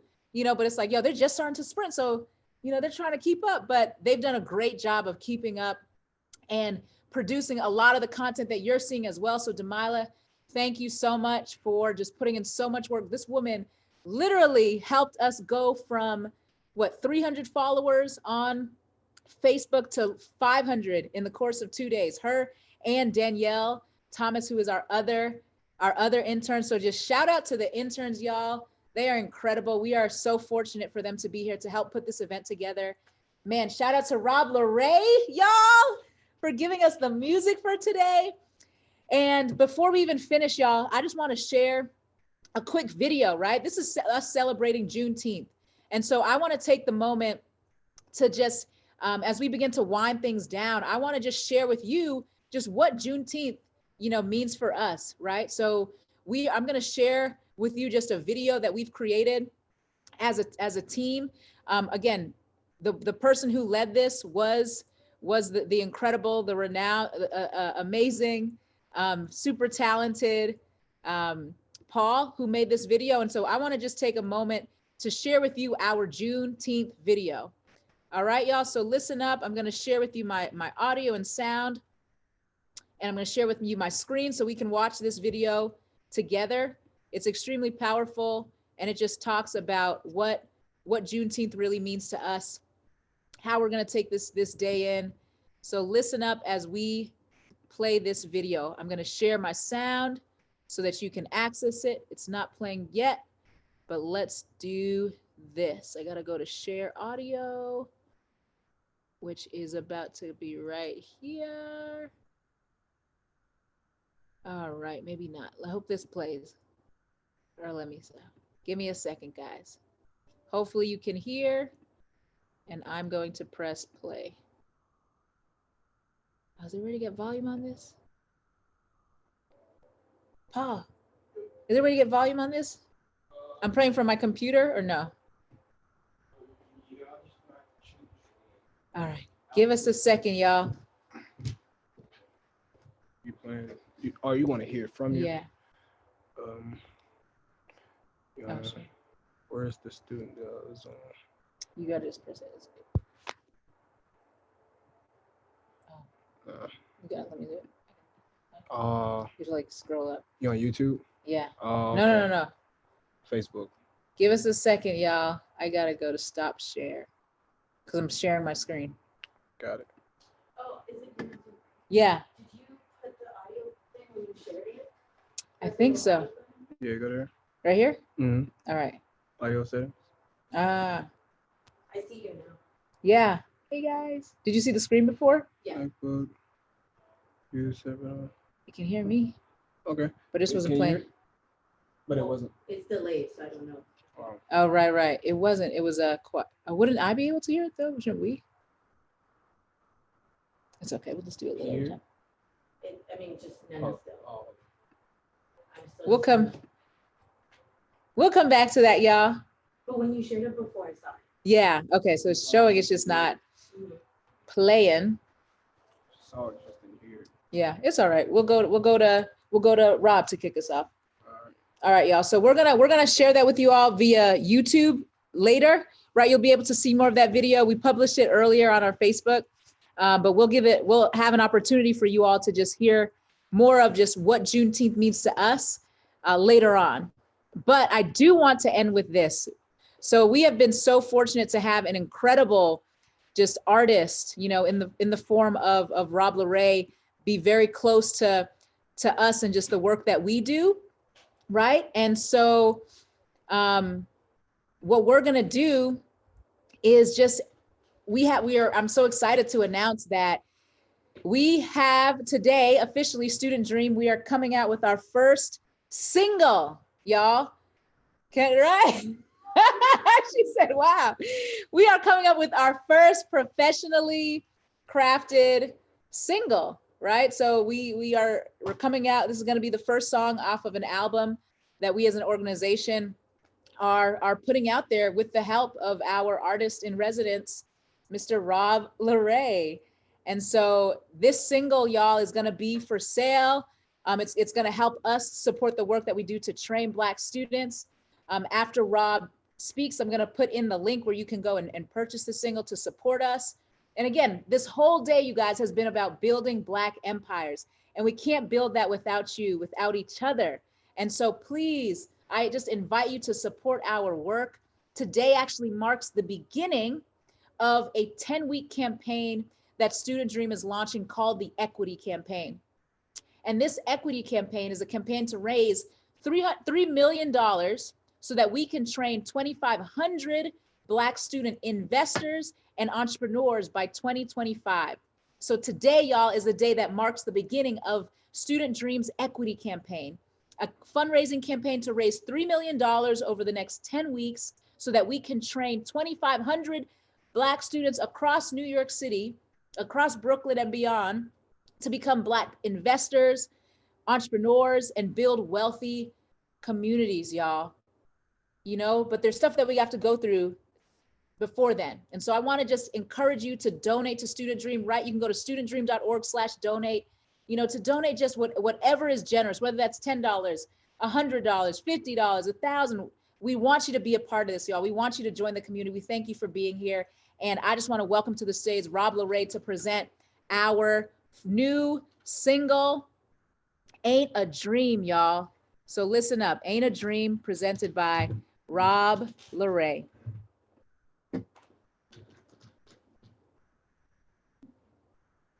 Hey guys, so this song was obviously inspired by everything that we are experiencing currently in Black America, and I hope that it speaks to you. Here we go, here we go, here we go, here we go, here we go again. I got to drop it. Every city has a suburb, every city has a hood. Doesn't matter where you come from, your Black is misunderstood. Deep-rooted hate is the cause, their bodies are the effect. All we're trying to do is make it. Hard to do with the knee in the neck. Monday, George Floyd said he couldn't breathe. Tuesday, Alton shot for selling CDs. Orlando Castile was murdered on Wednesday. Eric Gardner couldn't breathe by Thursday. Friday, they shot Breonna, no knock your door. Saturday, Timmy was shot for playing with the toy. Sunday came Freddie Gray, Momo Berry, Trayvon Martin, Emmett Till, and those 4 little girls were killed. It ain't a dream. It ain't a dream. It ain't a dream. This ain't a dream. It ain't a dream. It ain't a dream. This ain't a dream. Grandma worry about my safety. Doesn't want me in the streets. Said if I go out protesting, they'll kill me like Dr. King. But I cannot live in fear. I have to fight against this evil. And since we're no longer here, I'll say the names of my people. Monday, George Floyd said he couldn't breathe. Tuesday, Alton shot for selling CDs. Orlando Castile was murdered on Wednesday. Eric Gardner couldn't breathe on Thursday. Friday, they shot Breonna, no knock your door. Saturday, Timmy was shot for playing with the toy. Sunday came Freddie Gray, Momo Berry, Trayvon Martin, Emmett Till, and those 4 little girls were killed. It ain't a dream. It ain't a dream. It ain't a dream. This ain't a dream. It ain't a dream. It ain't a dream. This ain't a dream. No justice, there's no peace.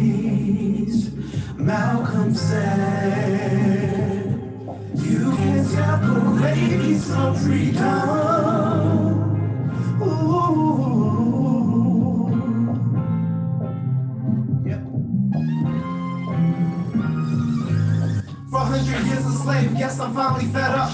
Stole my labor, built a nation that is corrupt. You value target, not a damn man in handcuffs. I hope you're ready, cause this system about to deconstruct. Justice for all has never been a guarantee. Vengeance is mine, says the Lord, and he rocks with me. So while it is with y'all, I'm trying to make my people better. Building black wealth for generations, next level. Salute the ones building life and never let you settle. They see the things oppressed minds can never fathom. You're a genius, you're a boss, and you're killing it. You are a force and your power is unlimited. Black lives matter, I'm shouting to the day I die. Special love to all the lives that were sacrificed. Sandra Bland, Oscar Grant, and Ray Sean Brooks. My descendants will see you in the history books. It ain't a dream. It ain't a dream. No. This ain't a dream. This ain't a dream for me. Oh, it ain't a dream. It ain't a dream. This ain't a dream. No. Thank you so much. It's not a dream. Whew. It ain't a dream, y'all. Not yet, right? We're still working, we're still moving forward, and we want to invite you all to be a part of that. All right, so you are gonna get more information about the single, right? You'll see it across all of our social media. Make sure that you support us, right? Buy the single, support our work, y'all, so that we can continue to build Black wealth, your Black empires. And just as some next steps, y'all, if you want to stay in the know about Student Dream, if you want to stay in the know about just how we can continue to build Black empires, make sure you follow us at the Student Dream across all social media, or go to studentdream.org to subscribe. We have a lot going on. We are starting the equity campaign. And so if you want to stay in the know about what that entails, make sure you just go to studentdream.org and you'll find all the information there, y'all. Buy these shirts. These shirts are on sale. You'll find ways to donate, but continue, like if you have benefited at all from the content that was shared today, whether you have been watching it on live stream, whether you're watching it later as pre-recorded content, if any of this has been valuable, make sure you hit that like button, let us know in the comments section, and subscribe to our channel, because that also helps to support and to fund our work to train Black students to build wealth. Happy Juneteenth, y'all. Let's continue to move forward. And thank you so much for being a part of the dream. Happy Juneteenth, y'all. See you later.